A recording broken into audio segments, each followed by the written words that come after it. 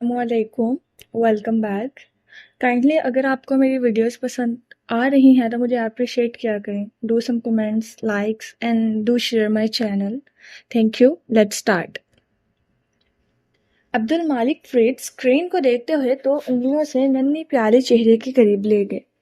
ایک گھونٹ میں اسپریشو شارٹ ہلک میں انڈیلا اور کپ نیچے رکھا۔ چند کٹرے پیندے کے ساتھ لگے رہ گئے۔ ان میں بنے نقش نگار میں چھپی قسمت کی لکیروں سے بے نیاز کی بورڈ پہ کچھ ٹائپ کرنے لگا۔ دفعتاً یوں ہی نگاہ اوپر اٹھی اور دیوارے میں لگی سی سی ٹی وی اسکرین پر ٹھہر گئی۔ وہاں ایک فریم میں ماہر لیفٹ سے نکلتا دکھائی دے رہا تھا۔ وہ ایک دم اٹھ کھڑے ہوئے پلکیں جھپکنا بھول گئی۔ ماہر آفس کی طرف جا رہا تھا، قاسم فرید کے آفس کی طرف، اپنے آفس کی طرف۔ ان کے ہونٹوں کو ایک مسکراہٹ چھو کے معدوم ہو گئی۔ چہرہ واپس بے تاثر ہو گیا اور وہ کوٹ کا بٹن بند کرتے ہوئے اٹھ گئے۔ بنا دستک کے ماہر کے آفس کا دروازہ کھولا تو وہ بک شیلف کے پاس کھڑا چند کتابیں اٹھا رہا تھا۔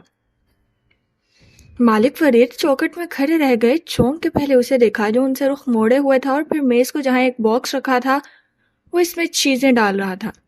ان کے سینے پہ کسی نے پیر رکھ دیا۔ کہاں جا رہے ہو؟ چہرہ البتہ سپاٹ تھا۔ یہاں سے دور۔ کیوں؟ یہ تمہارا اپنا آفس ہے۔ وہ کوٹ کا بٹن کھولتے ہوئے ایک صوفے پہ بیٹھے ٹانگ پہ ٹانگ جمائے غور سے اس کی پشت کو دیکھا۔ وہی آفس جہاں سے تم نے مجھے نکالا تھا؟ ماہر نے پلٹ کے ایک چبھتی ہوئی نگاہ ان پہ ڈالی۔ تمہاری سیکرٹری کا سر میں نے نہیں پھوڑا تھا۔ تم نے میرے لیے کوئی راستہ چھوڑا تھا کیا؟ ان کا لہجہ تیز تھا۔ ماہر سر جھٹک کے واپس پلٹ گیا۔ ہاتھ تیزی سے اپنی قیمتی چیزیں سمیٹ رہے تھے۔ کہاں جاؤ گے؟ وہ اس کے ہاتھوں کی حرکات کو دیکھ رہے تھے۔ استنبول؟ ایک ڈوبتی معیشت کے شہر میں۔ انہوں نے جیسے افسوس کیا۔ تمہیں میری فکر نہیں کرنی چاہیے، لیکن تمہیں اپنے باپ کی کمپنی کی فکر کرنی چاہیے۔ تم کافی ہو اس سب کی فکر کرنے کے لیے۔ وہ پتلیاں سکوڑ کے غور سے اس کا چہرہ دیکھتے رہے۔ تم کسی بہتر جگہ بھی جا سکتے تھے، استنبول کیوں؟ بیربل کے لیے؟ انہیں جیسے یقین نہیں آیا تھا۔ وہ ایک فریم دیوار سے اتار کے سیدھا ہوا اور براہ راست ان کو دیکھا۔ یاسمین کے لیے۔ فریم لیا، وہ میز تک آیا۔ تمہیں شاید معلوم بھی نہ ہو کہ یاسمین کون ہے۔ وہ میری تھراپسٹ ہے۔ جب تم مجھے اس مینٹل اسائلم میں پھینک کے بھول چکے تھے تب صرف اس نے میری مدد کی تھی۔ تم اس کے ساتھ لانگ ڈسٹینس بھی کر سکتے ہو۔ یہ تمہاری کمپنی ہے۔ میں ہمیشہ اس کا جنرل مینیجر رہوں گا، مالک نہیں۔ وہ تم ہو۔ ماہر نے زور سے باکس کا ڈھکن بند کیا۔ اس کے چہرے پر اب برہمی در آئے تھے۔ تم نے مجھے یہاں سے نکالا تھا۔ میں یہاں واپس نہیں آؤں گا، نہ ہی میں تمہیں معاف کر سکتا ہوں۔ اس نے باکس اٹھایا اور چلتا ہوا مالک کے صوفے کے قریب آیا۔ کس نے کہا مجھے تمہاری معافی چاہیے؟ انہوں نے ہلکے سے شانے اچکائے۔ آف کورس، میں بھی کسی پتھر سے مخاطب ہوں۔ وہ دروازہ زور سے بند کرتا باہر نکل گیا۔ آفس ایک دم ویران ہو گیا۔ وہ تنہا بیٹھے رہ گئے۔ ان کے سامنے قاسم فرید کی سیٹ خالی پڑی تھی۔ مالک فرید کی آنکھوں میں زمانے بھر کی تکلیف اتر آئی۔ زیاد؟ انہوں نے تیسری دفعہ پکارا تھا، لیکن جواب ندارت۔ نگینہ بیگم کچھ دیر لاؤنج کے تحت تخت پہ بیٹھی زیاد کے کمرے کے بند دروازے کو دیکھی گئیں، پھر سٹک کے سہارے قدم قدم چلتی اس طرف آئی اور دروازہ کھولا۔ کمرہ خالی تھا۔ نیم اندھیرے بھاری پردے کھڑکیوں کے آگے برابر تھے۔ زیاد؟ وہ چونکی، پھر پریشانی سے دائیں بائیں دیکھا۔ باتھ روم بھی خالی تھا۔ کپ کپاتے ہاتھوں سے اس کی الماری کھولی۔ وہاں سے بہت کچھ جا چکا تھا، بالخصوص اس کا سیاہ سفری بیگ جس کو وہ ہمیشہ ساتھ رکھتا تھا۔ اندرانی، میرا فون لاؤ۔ اس کے بیڈ کے کنارے پہ بیٹھی اندرانی کو پکارنے لگی۔ پیشانی پہ پسینے کے قطرے ابھرنے لگے۔ اندرانی بھاگ کے فون لے آئی، لیکن زیاد کو کال ملانے سے پہلے وہ ٹھہر گئی۔ اس کا 2 گھنٹے پہلے کا آیا آڈیو میسج جگمگا رہا تھا۔ میں آج کے بعد آپ کے لیے کوئی کام نہیں کروں گا سرکار۔ انہوں نے فون بستر پہ رکھ دیا۔ زیاد کی آواز سارے میں گونجنے لگی۔ یہ میری آخری جاب تھی، میں مزید اس بوجھ کے ساتھ نہیں رہوں گا۔ ان کی آنکھیں بھیگنے لگی۔ میں اب کسی کا قتل نہیں کروں گا، کسی بے گناہ کی جان نہیں لوں گا، آپ کے لیے تو کبھی بھی نہیں۔ اندرانی چوکھٹ میں کھڑی ملال سے انہیں دیکھ رہی تھی۔ وہ سر جھکائے شکست خوردہ سے بیٹھی تھی۔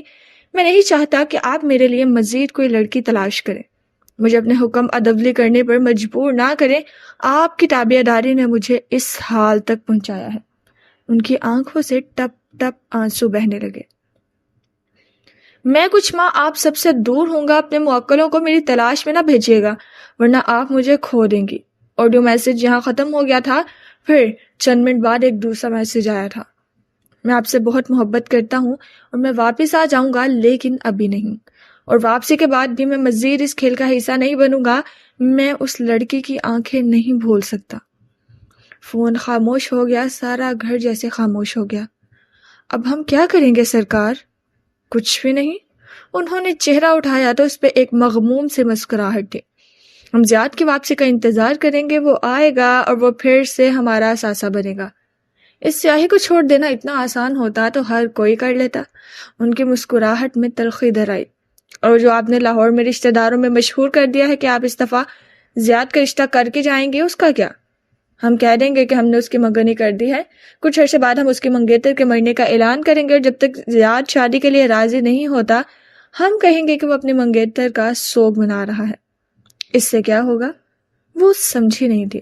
منگنی ٹوٹنے کے بعد ہمارے خاندانوں میں لڑکے کو مزید اہمیت حاصل ہوتی ہے۔ بہت سے لوگ جو امید لگائے بیٹھے ہوتے ہیں ارد گرد پروانے کی طرح چکر کاٹتے ہیں، شاید اس طرح وہ اپنے احساس کنتری سے نکل آئے۔ اور وہ سبز آنکھوں والی لڑکی، وہ ایک دن خود آ کے کہے گا ہم اس پہ سحر عشق کریں، ہم اس وقت کا انتظار کریں گے۔ چلو اندرانی۔ وہ سٹک پہ دباؤ ڈالتی کھڑی ہوئی، ان کا چہرہ پرسکون، البتہ آنکھیں بھیگی ہوئی تھی۔ وہ اس دن کا انتظار کریں گے۔ موجودہ دن۔ موبائل کی زوں نے اسے چونکایا تھا۔ ماہر نے دائیں بائیں دیکھا، اس کا موبائل کہاں تھا؟ وہ دوپہر کا وقت تھا، آسمان ہلکا نیلا اور بادلوں سے صاف تھا۔ وہاں دور دور تک سبزہ پھیلا تھا جو دم توڑتی دھوپ میں دمک رہا تھا۔ سبزے کے درمیان میں روش اور گزرگاہیں بنی تھی جن پر کوئی بائک چلاتا جا رہا تھا تو کوئی پیدل قدم اٹھا رہا تھا۔ اس نیلے سبز منظرنامے کا حسن بڑھانے کے لیے جگہ جگہ چیری بلاسم کے گلابی درخت لگے تھے۔ وہ بھی ایسے ہی ایک درخت کے سائے تلے بیٹھا تھا، گھاس پہ ننھی سی فولڈنگ ٹیبل جمائے وہ اس پہ رکھے ٹیبلٹ پہ لکیریں کھینچ رہا تھا۔ کافی کی فلاسک اور بہت سے کاغذ ساتھ رکھے تھے۔ ایسے میں موبائل کی زوں نے اس کے انہماک کو توڑ دیا۔ ماہر کے ماتھے پہ بل پڑے، ناگواری سے فون نکالا۔ کیف جمال؟ اس کے ابرو نہ سمجھی سے اٹھے۔ وہ اسے فیس ٹائم پہ کال کر رہا تھا، یہ اب اتنے عرصے بعد کیوں؟ ماہر نے سبز بٹن دبایا، ویڈیو کال آن ہوئی۔ ہیلو مسٹر ماہر فرید۔ کیف جمیل کا مسکراتا ہوا چہرہ سکرین پہ دکھائی دیا۔ ماہر کے ماتھے کی شکنوں میں اضافہ ہوا، آنکھوں کی پتلیاں سکوڑ کے اسے دیکھا۔ مجھے بنا اجازت کسی کو کال کرنا پسند نہیں ہے۔ کیا سرپرائز بھی پسند نہیں ہے؟ وہ مسکرائے۔ اس سے پہلے کہ وہ بیزاری سے کچھ کہتا، کیف نے کیمرہ فلپ کیا۔ وہاں ایک منظر دکھائی دینے لگا۔ میری نئی امپلائر سے ملو۔ کسی مال کے اندر ایک کافی شاپ کا چکور احاطہ، وہاں کاؤنٹر پہ ایک لڑکی کھڑی ساتھ کسی سے کچھ کہہ رہی تھی۔ سر پہ پی کیپ، سامنے ایپرن پہنے۔ ویڈیو کال کی کوالٹی بہت اچھی نہ تھی لیکن وہ ایک دم سیدھا ہو کے بیٹھا۔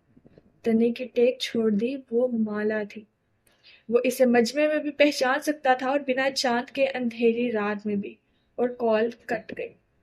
اس کے ماتھے کی ساری شکنیں غائب ہو گئی۔ ٹیبلٹ، سکیچ، کافی فلاسک سب غیر ضروری ہو گیا۔ تیزی سے کال بیک کا بٹن دبایا۔ سوری ماہر بھائی، کال کٹ گئی تھی۔ کیف جمال ڈٹائی سے مسکرایا۔ میں آج کل کشمالہ مبین کا باڈی گارڈ ہوں۔ تم وینکوور میں کیا کر رہے ہو؟ وہ آنکھیں چھوٹی کر کے اس کا چہرہ پڑھنے کی کوشش کر رہا تھا۔ او، یعنی آپ جانتے ہیں کہ وہ وینکوور میں ہے؟ واہ! اس کے ابروز تعیشی انداز میں اٹھے، آنکھوں میں عجیب سی چمک تھی۔ میں نے اس سے معافی مانگ لی ہے اور وہ اب میرا اعتبار کرتی ہے، اسی لیے مجھے نوکری دی ہے۔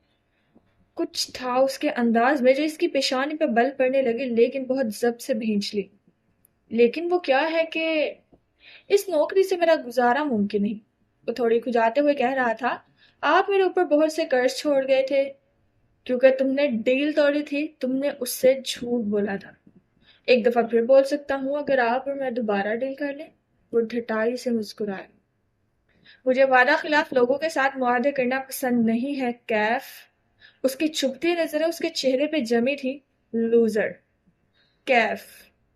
یس یس کیف۔ اس نے سمجھتے ہوئے سر ہلایا۔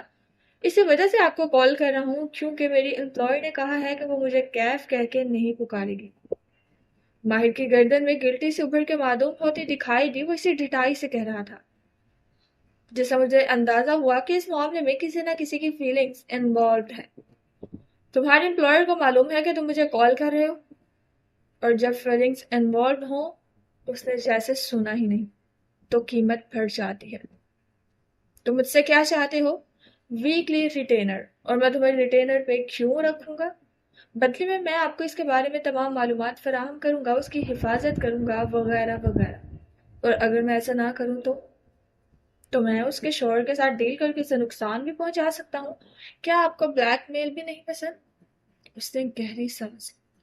میرا خیال ہے تم پہلے سے اس شوہر کے ریٹینر پہ، اس لیے میں تمہارے ہاتھوں بلیک میل نہیں ہوں گا. کسی اور کو ٹرائی کرو. چہرہ اسپاٹ تھا. اس میں آپ کا ہی فائدہ ہے ماہر بھائی. میرا فائدہ اس میں ہے کہ میں مالا کو تمہاری کال کے بارے میں بتا دوں. وہ کس کا اعتبار کرے گی؟ وہ آدمی جس نے اسے دھوکہ دیا، وہ جس پہ اعتبار کر کے اس نے اسے اپنے قریب جھونک دی. درمیان میں زیاد کی کال آنے لگی تو کیب جمال نے جلدی سے ماہر کی کال بند کی. تمہارا نمبر کیوں بزی تھا؟ سوری، بہن سے فیس ٹائم کر رہا تھا. گڑبڑا کے کہا، پھر فون کان سے لگائے سنے گیا. جی میرا آج جاب کا پہلا دن ہے، میں اس پہ نظر رکھے ہوئے ہوں. نہیں ابھی کوئی خاص نہیں ہوا. اس کی بہن ملنے آئی ہوئی ہے. زیاد کو تمام معلومات فراہم کرنے کے بعد کیف جمال نے فون رکھا. کچھ دیر وہیں بیٹھا کچھ سوچتا رہا. وہ کافی شاپ کے سامنے ایک آئس کریم پارلر کی کرسی پہ بیٹھا تھا. والا نے اس کو یہیں بیٹھنے کا کہا تھا. یہاں سے وہ اس کو ڈسٹرب کیے بغیر اس کے ارد گرد نظر بھی رکھ سکتا تھا. اس وقت وہ کیش کاؤنٹر پہ کھڑی اپنی بہن سے کسی بحث میں مشغول تھی. کیف ان کی آوازیں نہیں سن سکتا تھا. کچھ سوچتے ہوئے اس نے کال لاگ میں سے زیاد اور ماہر کو کی جانے والی کال ڈیلیٹ کی. صرف ماہر کی انکمنگ کال بچائے رکھی. پھر وہ جگہ سے اٹھا اور مال کی راہداری عبور کر کے کافی شاپ تک آیا. میں وہ کھنکھارا. جلدی بولو. وہ ماہر کو وہیں چھوڑ کے اس کی طرف آئی. وہ قدرے بیزار لگ رہی تھی. مجھے ابھی ماہر فرید کی کال آئی ہے، اس نے قدرے حیرت سے کہتے ہوئے اسکرین اس کے سامنے کی. وہ چونکے پھر ماتھے پہ بل پڑے. مجھ سے آپ کے بارے میں پوچھ رہا تھا. میں نے کہا کہ میں نہیں جانتا آپ کہاں ہیں. وہ تعجب سے کہہ رہا تھا، کہہ دیتے میں تمہارے سامنے ہوں، جو کرنا ہے کر لو. وہ اکتا کے بولی اور واپس چلے گئی. کیف نے مسکرا کے کندھے اچکا دیے. اب ماہر اسے کچھ بتا دے تب بھی وہ اس پہ اعتبار نہیں کرے گی. ماہر کاؤنٹر پہ اسی طرح خفا سے کھڑی تھی. وہ آج صبح سویرے ہی وینکوور آ گئی تھی. اس کا مقصد مالا کو طلاق واپس لینے کے فیصلے سے باز رکھنا تھا. لیکن جب اس نے زیادہ اصرار کیا تو وہ چڑ گئی. میں نے یہ نہیں کہا کہ طلاق نہیں لوں گی، یہ کہا ہے کہ ابھی نہیں لے رہی. لیکن کیوں؟ اور وجہ سننے کے بعد مبینہ مبین چند لمحے تو کچھ بول ہی نہیں سکی. اور اس کے بعد وہ بولنا شروع ہوئی تو اب تک خاموش ہی ہوئی تھی. تمہیں اس بچے کو دنیا میں نہیں لانا مالا، کسی صورت نہیں. تم بن جاؤ گی. It's a girl. وہ بلینڈر پہ جھکی اس میں کچھ ڈال رہی تھی. ماہی سانس لینا بھول گیا. تمہیں ابھی سے کیسے؟ مجھے معلوم ہے. اس نے بلینڈر کا بٹن دبا دیا. شور بلند ہوا. ماہی اس شور کے باوجود بولتی رہی اور وہ شور پہ توجہ مرکوز کیے رہی. بٹن بند کیا تو سنا وہ کہہ رہی تھی، تمہیں فتویٰ مل جائے گا، یقیناً مل جائے گا. اب اتنا وقت نہیں گزرا، پلیز اسے جان چھڑاؤ. اس نے بنا کچھ کہے بلینڈر سے جگ علیحدہ کیا اور اسے ایک گلاس میں انڈیلا سرخ سمودی جھاگ سمیت کانچ کے جام میں بھرتی گئی. دیکھو میری بات سن. یہاں ابورشن لیگل ہے. ہاں گناہ ہے، ٹھیک ہے، لیکن فتویٰ لے لیں گے یار. تمہارے آگے تمہاری پوری زندگی پڑی ہے. زیاد سے طلاق لو اور کسی اچھے بندے سے شادی. تمہیں لگتا ہے میں اب ساری زندگی شادی کے بارے میں سوچ سکتی ہوں؟ وہ بے یقینی سے اسے دیکھ رہی تھی. تم ایسا سوچ بھی کیسے سکتی ہو ماہی؟ تمہارا کیا بگڑا ہے مالا؟ امیج بگڑ گیا ہے. ساری دنیا کے مردوں کا امیج میری نظروں میں بگڑ گیا ہے. سب ایک جیسے ہوتے ہیں. 3 پیپر نیپکن باکس سے نکالے اور اسے گھورتے ہوئے تھمائے. اچھے مرد بھی ہوتے ہیں. ماہی کی آواز پست تھی. کہاں ہوتے ہیں؟ کم از کم میری دنیا میں نہیں ہوتے. میں اب کسی مرد پہ بھروسہ نہیں کر سکتی. آئندہ یہ بات مت کرنا. سرخ مشروب کے چند چھینٹے کاؤنٹر پہ گرے تھے. وہ ایک باریک تولیے لیے اس جگہ کو صاف کرنے لگی. جھکے چہرے پہ خفگی تھی. اوکے مت کرو شادی، لیکن بچے کی زنجیر. اس کا فون بجنے لگا تھا تو ماہی نے روک دیا. غیر شناسہ نمبر تھا. شاید کسی ٹیلی مارکیٹر کا تھا یا اس کا کال جو کینیڈا میں ہر وقت وصول ہوتی تھی. بہانے سے کریڈٹ کارڈ ڈیٹیلز مانگنا. हेलो, वो फाड़ खाने वाले अंदाज में बोली। कशमाला बीबी, अंदरानी की आवाज पहचानने में उसे चंद लम्हे लगे। बड़ी बीबी, नगीना बेबी, वो रो रही थी, वो मर रही हैं। उसने सीने पे हाथ रख लिए। प्लीज आप इधर आ जाएं। अगले ही लम्हे वो एप्रन की डोरियां खोल रही थी। कैफ जमाल की कॉल के बाद उसने स्केच बुक और टैब पर ही डाल दिए थे। वो तब से अब तक ऐसे ही बैठा था, दरख्त के तने से टेक लगाए, माथे पे बल लिए, नागवारी से कुछ बड़बड़ाता हुआ। सारा मूड खराब हो गया था। वो इस लूजर को कैसे अपने पास सौंप दे सकती थी? वो इस पे कैसे एतबार कर सकती थी? चेरी ब्लॉसम्स का गुलाबीपन जैसे राख बन चुका था। कितनी ही देर वो बरहमी से अब्रू इकट्ठे किए कुछ सोचता रहा। उसे मालूम था कि उसे क्या करना है, लेकिन वो करने से पहले इसे दो इंसानों से बात करनी थी। सुजैन की ला फर्म की इमारत की दीवारें साउंड प्रूफ थी, जिनके बायस इस्तांबुल के बेहंगम ट्रैफिक का शोर अंदर दाखिल नहीं होता था। वो अपने ऑफिस में बैठे एक मोटी स्याह किताब खोले इसमें कुछ तलाश कर रही थी जब दरवाजा बजा। उसने थकान बड़ा चेहरा उठाया। खुले दरवाजे में बर्बल फरीद खड़ा था। मरहबा, वो मुस्कुराया। अलबत्ता वो नहीं मुस्कुराई, माथे पे शिकन डाले ठक से किताब बंद की। बुक मार्क सफात के वजन के अंदर दब गया। मैं बगैर अपॉइंटमेंट के किसी से नहीं मिलती। अच्छा, मैं मिल लेता हूँ। वो रिटाई से मुस्कुराता हुआ आगे आया और कुर्सी खींची और बिना कहे बैठ भी जाता। इत्मीनान से टांग पे टांग जमा ली। मुस्कुराहट चेहरे से जुदा नहीं हो रही थी। सुजैन ने थकावट से उसे देखा। घुघराले बालों वाला, कलाइयों में जंजीरें और स्याह बैंड्स पहने, कान में बाली फ्रॉय, स्वेट पैंट्स पे सफेद शर्ट पहने, वो हमेशा की तरह हशाश बशाश दिखाई दे रहा था। क्यों आए हो? चाय पीने। सूजी ने उसे घूरते हुए इंटरकॉम उठाया। एक चाय शक्कर के बगैर। फिर रिसीवर जोर से रखा। क्यों आए हो? सवाल दोहराया। वो संजीदा और कदर थकी हुई दिखाई देती थी। एक बात मेरे दिल पे बोझ डाले हुए थी, सोचा तुमसे डिस्कस कर लूं। मेरे ऑफिस के दरवाजे पे वकील लिखा है, थेरापिस्ट। मुझे दोनों की जरूरत नहीं, सिर्फ एक सुनने वाला कान चाहिए। वो इसी ढटाई से मुस्कुराया। कहो। उसने पीछे को टेक लगा ली और उंगलियां बाहर फंसाए गौर से उसे देखने लगी। खाक के कोट में मलबूस, कानों में सुनहरी टॉप्स पहने, वो बाल कैचर में बांधे हुए थी। चेहरे पे मेकअप इस पहर भी नक से मौजूद था। अलबत्ता पेशानी के बल बोटॉक्स के बावजूद दिखाई देते थे। मुझसे एक गलती हो गई है। वो संजीदा हुआ। एक के आगे कितने सफर लगाऊं? वो बेख्तियार हंस दिया। वो भी हल्का सा मुस्कुराई, फिर चेहरे को दोबारा संजीदा कर लिया। मैं माहिर के जेल जाने की वजह से अपसेट था। वो एक दफा पहले इस ज़हनी अमराज के साइलम में भी कैद हुआ था और वो ट्रॉमा मुझे आज भी याद है। बरबल की मुस्कुराहट अब मध्यम हो गई थी। वो गौर से सुनने लगी और मुझे लगा इन सारे मसलों की वजह माला है। ज़ियाद की बीवी। वो चौंकी। बरबल ने इस बात में सर हिलाया। माहिर और इसके दरमियान हमेशा कुछ ना कुछ रहा है। कभी एक तरफा मोहब्बत, कभी नफरत। बस मुझे इस पर बहुत गुस्सा आ रहा था। इन दिनों वो मुश्किल में थी। उसने पूछा कि वो माहिर की कैसे मदद कर सकती है, मगर उसने थूक निकाला। मगर मैंने उससे कहा कि वो हमसे कोई राबता ना रखे। तुम शक्ल से ऐसे विलन तो नहीं लगते थे। कहा ना, मुझसे गलती हो गई। उसने बेचैनी से पहलू बदला। अब वो कनाडा चले गई है, यकीनन वो अपने शोहर से अलग हो रही है, लेकिन उससे माहिर से कोई राबता नहीं किया, शायद मेरी वजह से। और तुम चाहते हो कि वो दोनों एक दूसरे से मिले ताकि तुम्हारा गिल्ट कम। मैं चाहता हूं कि अगर वो एक दूसरे से नहीं मिलना चाहते तो इसकी वजह मैं ना बन। सुजैन ने गहरी सांस ली। मैं तुम्हारे लिए क्या कर सकती हूँ? सबसे पहले तुम चाय के साथ शक्कर लाने के लिए कह सकती हो। इसके बाद तुम मुझे कोई अच्छा मशवरा दे सकती हो। उसने मासूमियत से पलके झपकाई। सूजी की माथे की शिकने धीरे धीरे गायब होने लगी। तुम अपने भाई को कॉल करके हकीकत बता दो। वैसे भी वो दोनों अडल्ट्स हैं, अपनी जिंदगी के फैसले अपनी मर्जी से कर सकती हैं। मेरा नहीं ख्याल कि तुम इतने अहम हो कि तुम्हारी वजह से वो इससे बात नहीं करेगी। माहिर मुझसे नाराज हो गया तो? उसने कान खुजाए। उसकी नाराजगी से तुम पे असर पड़ेगा? मेरे बैंक अकाउंट पे पड़ेगा। सूजी उफ करके रह गई, फिर आगे खुल। तुम कब अपने भाई के साय से निकलोगे? जब 3.5 साल बाद मेरे बाप की दौलत मुझे मिल जाएगी, जिसपे वो सांप बन के बैठा है। اس کی مسکراہٹ واپس آ گئی. پھر مجھ سے مشورہ لینے 3.5 سال بعد آنا، اور ابھی کیا کروں؟ ابھی جاؤ اور اپنے بھائی کو حقیقت بتاؤ. اور چائے؟ سوزی کی مسکراہٹ گہری ہوئی. وہ تو میں نے بگوائی ہی نہیں. وہ جھکی اور انٹر کوم کی تار اٹھا کے سیدھی ہوئی. وہ ساؤتھ سے نکلی ہوئی تھی. انٹر کوم کافی دن سے خراب پڑا ہے. بربل کا فرید منہ بن گیا. منہ کر کے بڑبڑاتے ہوئے اٹھا. اس کی بڑبڑاہٹ میں وائٹامن خانم کا لفظ واضح تھا.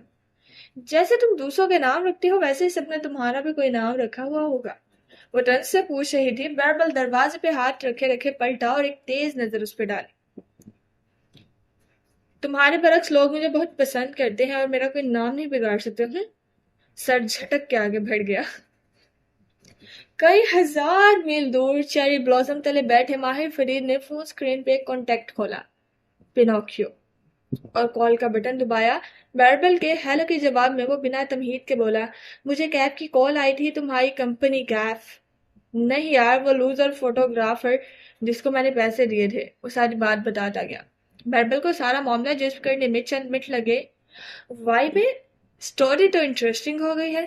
اب میں کیا کروں؟ وہ اسی خراب موڈ کے ساتھ پوچھ رہا تھا. اس کی کال ریکارڈ کر لیتے اور مالا کو دکھا دیتے. اس نے اس کا سدباب پہلے سے کر رکھا ہوگا. وہ میرا یقین نہیں کرے گی. مجھے شک ہے کہ وہ پہلے سے زیادہ سلطان سے کوئی ڈیل کر چکا ہے اور اب مجھ سے بھی پیسے کمانے کے چکر میں ہے. وہ زیاد جیسے سیریل کلر کو ڈبل کراس کرنے کی بیوقوفی کیسے کر سکتا ہے؟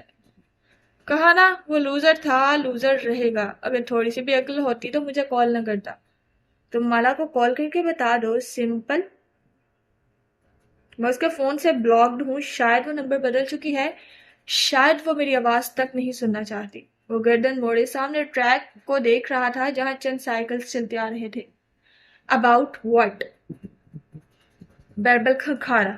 مجھے تمہیں کچھ بتانا ہے. چند لمحے خاموشی سے گزرے. بربل نے تھوک نگلا. جب تم جیل گئے تو اس نے مجھ سے رابطہ کیا تھا. اس نے کہا تھا کہ اگر ماہر کو اس کی کسی مدد یا گواہی کی ضرورت ہے تو اس کے لیے تیار ہے. واٹ؟ تم نے پہلے کیوں نہیں بتایا؟ کیونکہ میں نے جواب میں اس کو دوبارہ کال کرنے سے منع کر دیا تھا. تم نے کیا کیا؟ فون میں گونجتی ماہر کی آواز بلند ہوئی تو وہ گڑبڑا گیا. دیکھو پلیز میرا جیب خرچ مرض بند کرنا. مجھے سمجھنے کی کوشش کرو. وہ جلدی بول رہا تھا. تم جیل چلے گئے تھے اور مجھے ڈر تھا کہ وہ تمہیں پھر کسی مصیبت میں ڈال دے گی. میں بس چاہتا تھا کہ وہ ہماری زندگیوں سے نکل جائے. اف بیربل. درخت کے تنے سے ٹیک لگائے ماہر نے تعصب سے اس کی آنکھیں میچی. میں نے تمہیں منع کیا تھا کہ میرے معاملات میں مت پڑا کرو. تمہیں اتنی سی بات سمجھ میں کیوں نہیں آتی؟ بیربل کا منہ بن گیا. تمہیں بلاک کرنے کے لیے میں نے نہیں کہا تھا. یہ آئیڈیا اس کا اپنا تھا. مگر وہ افسوس سے نفی میں سہ ہلا رہا تھا. تم ہر چیز پیچیدہ کیوں کر دیتے ہو؟ تم آسان بنا دو نا، اسے کیب جمال کی حقیقت بتا کے. بیربل سے مزید کچھ کہنا بے سود تھا. اسے اپنی دوسری کال کرنی تھی. تم مالا سے نہیں ملو گے؟ یاسمین نے سنتے ہی کہا تھا. ہم لانگ ڈسٹینس بھی کر سکتے تھے یاسمین. وہ جیبوں میں ہاتھ ڈالے اسٹینلی پارک کے ٹریک پہ چلتا جا رہا تھا. بیک پیک کندھوں پہ پہنے، کانوں میں ایئر پورٹس لگائے، وہ جیسے خود پہ تعجب کر رہا تھا. میں کتنا ڈیسپریٹ تھا ان دنوں کے اپنے تھراپسٹ سے دور جانے کا تصور جان لیوا لگتا تھا. بات مت بدلو. تم مجھ سے نہیں ملو گے. وہ خفا نہیں تھی، پرسکون اور سنجیدہ تھی. ملنے میں کیا حرج ہے؟ ٹریک پہ آگے پیچھے بہت سے لوگ اپنے کتوں کی زنجیریں تھامے ٹہل رہے تھے. ان میں سے اکثر ان کتوں کے مالک نہیں تھے بلکہ ڈاگ واکرز تھے جن کو ان کتوں کے مصروف مالکان نے اس لیے ہائر کیا تھا کہ ان کے پاس اپنے کتوں کو ٹہلانے کا وقت نہ تھا. کیونکہ میں جانتی ہوں تمہارے ذہن میں کیا چل رہا ہے. تم اس کی محبت میں مبتلا ہو. وہ وقت بیت چکا ہے. اب وہ شادی شدہ ہے اور اس کو اپنی شادی کی حقیقت معلوم ہو چکی ہے. اسی صاف گوئی سے کہہ رہی تھی. اور تمہیں دور اندر امید بن رہی ہے کہ وہ تمہیں معاف کر دے گی؟ ایسا کچھ نہیں ہے. اس نے سر جھٹکا. البتہ چہرے پہ بے چینی سے نمودار ہوئی تھی. ایسا ہی ہے. تمہارے اندر اس وقت یہی سب چل رہا ہے. وہ اپنی شوہر کو چھوڑ دے اور تمہارے پاس آ جائے. وہ خاموشی سے روش پہ قدم اٹھاتا رہا.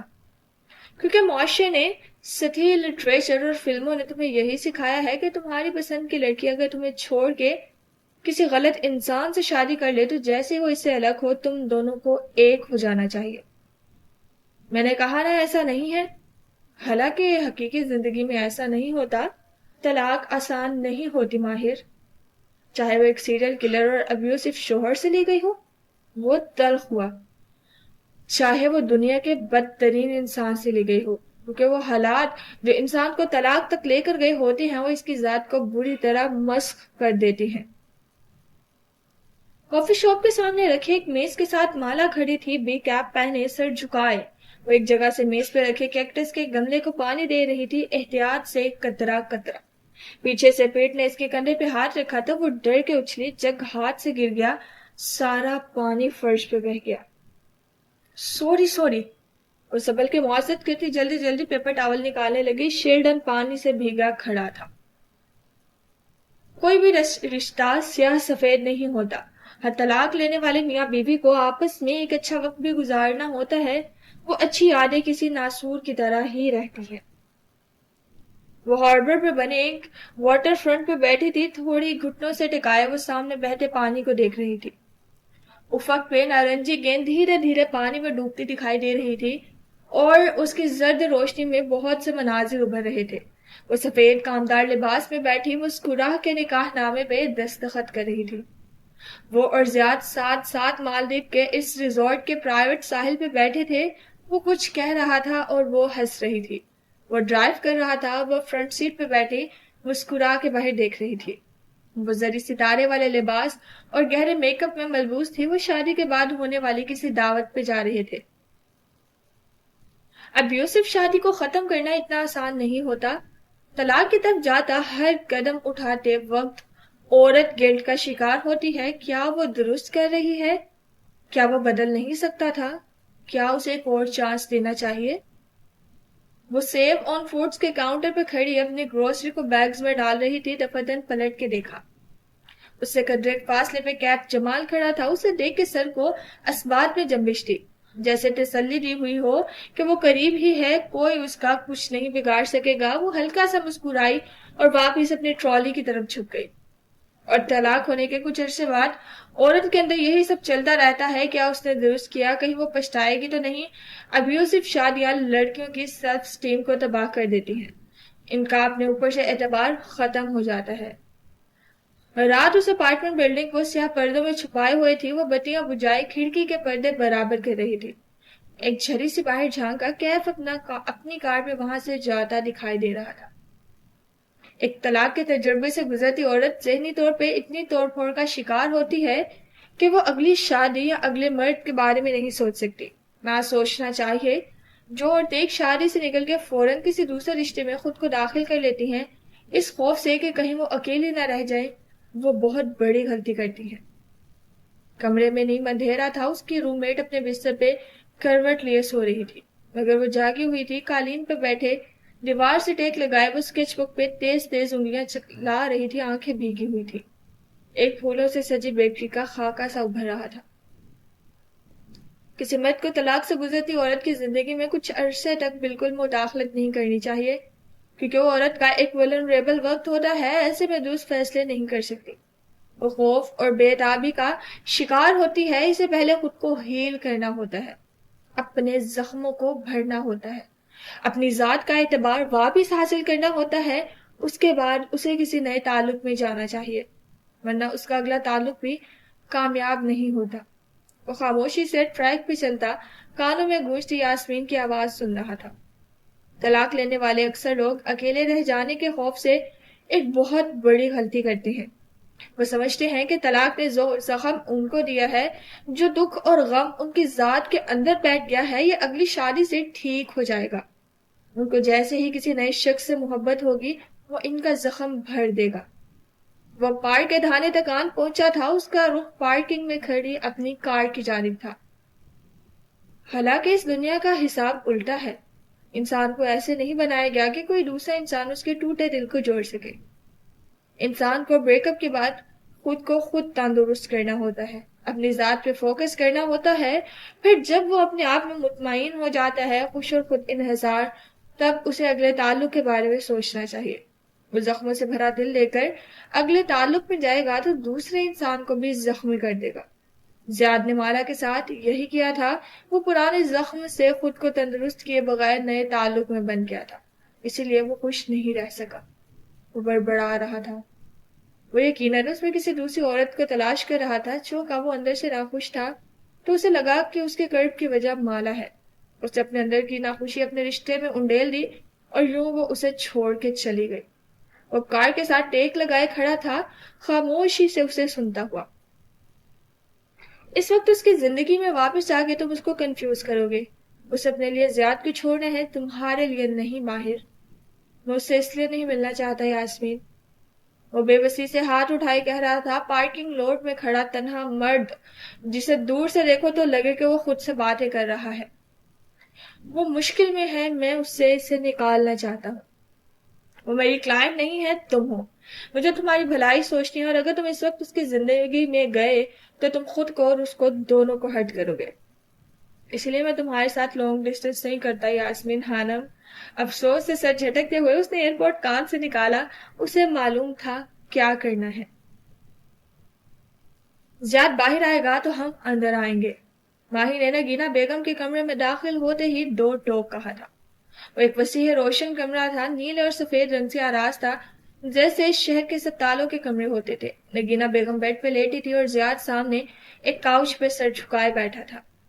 اندرانی انہیں اندر لائے تو اس نے سر اٹھایا. مالا کو دیکھتے ہی وہ تیزی سے اٹھ کھڑا ہوا، لیکن پھر ماہی کے الفاظ پہ اس کے تنے اعصاب ڈھیلے پڑ گئے.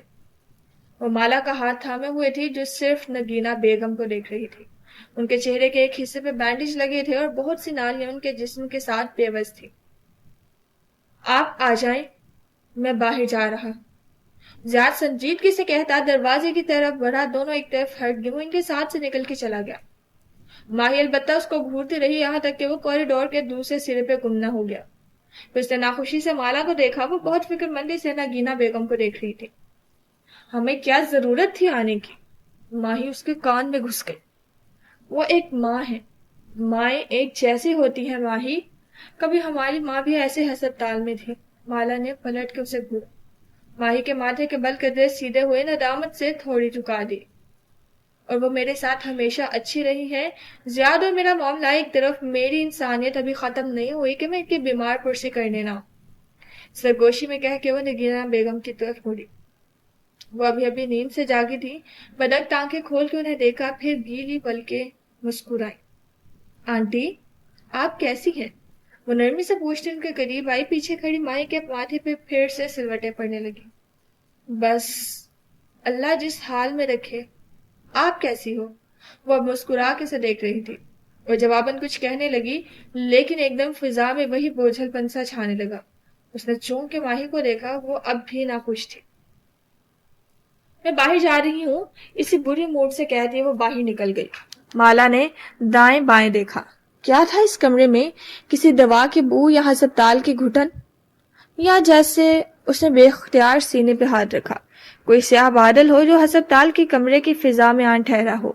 اس کے اندر اتنا دھواں بھرا ہوا کہ سانس لینا دشوار تھا. میں ٹھیک ہوں، وہ بدک مسکرائی. کشمالا. انہوں نے اپنا کپ کپاتا ہاتھ اس کی طرف بڑھایا. مالا کی نظریں اس پہ جھکی. ہاتھ میں آئی وی لائن لگی تھی. ہسپتال کے گاؤن کے آدھے آستین تھے. وہ کوہنی تک ان کا بازو دیکھ سکتی تھی. اس بازو پہ ایک نشان تھا سلیب سے ملتا جلتا، اور ساتھ 2 نقطے. اس نے پہلے یہ کبھی نہیں دیکھا تھا. وہ ہمیشہ پوری آستین کے شلوار قمیض پہنتی تھی. زیاد سے صلح کر لو. انہوں نے اس کا ہاتھ تھام لیا. آنکھوں میں آنسو تھے. آنٹی، میں یہ بات نہیں کرنا. میری زندگی کم ہے. خدا کے لیے میرے بیٹے کو مت چھوڑو. اور اب تکلیف سے سانس لے رہی تھی. میری پوتی کو مت مارنا. وہ جہاں تھی وہیں کھڑی رہ گئی. آپ کو کیسے؟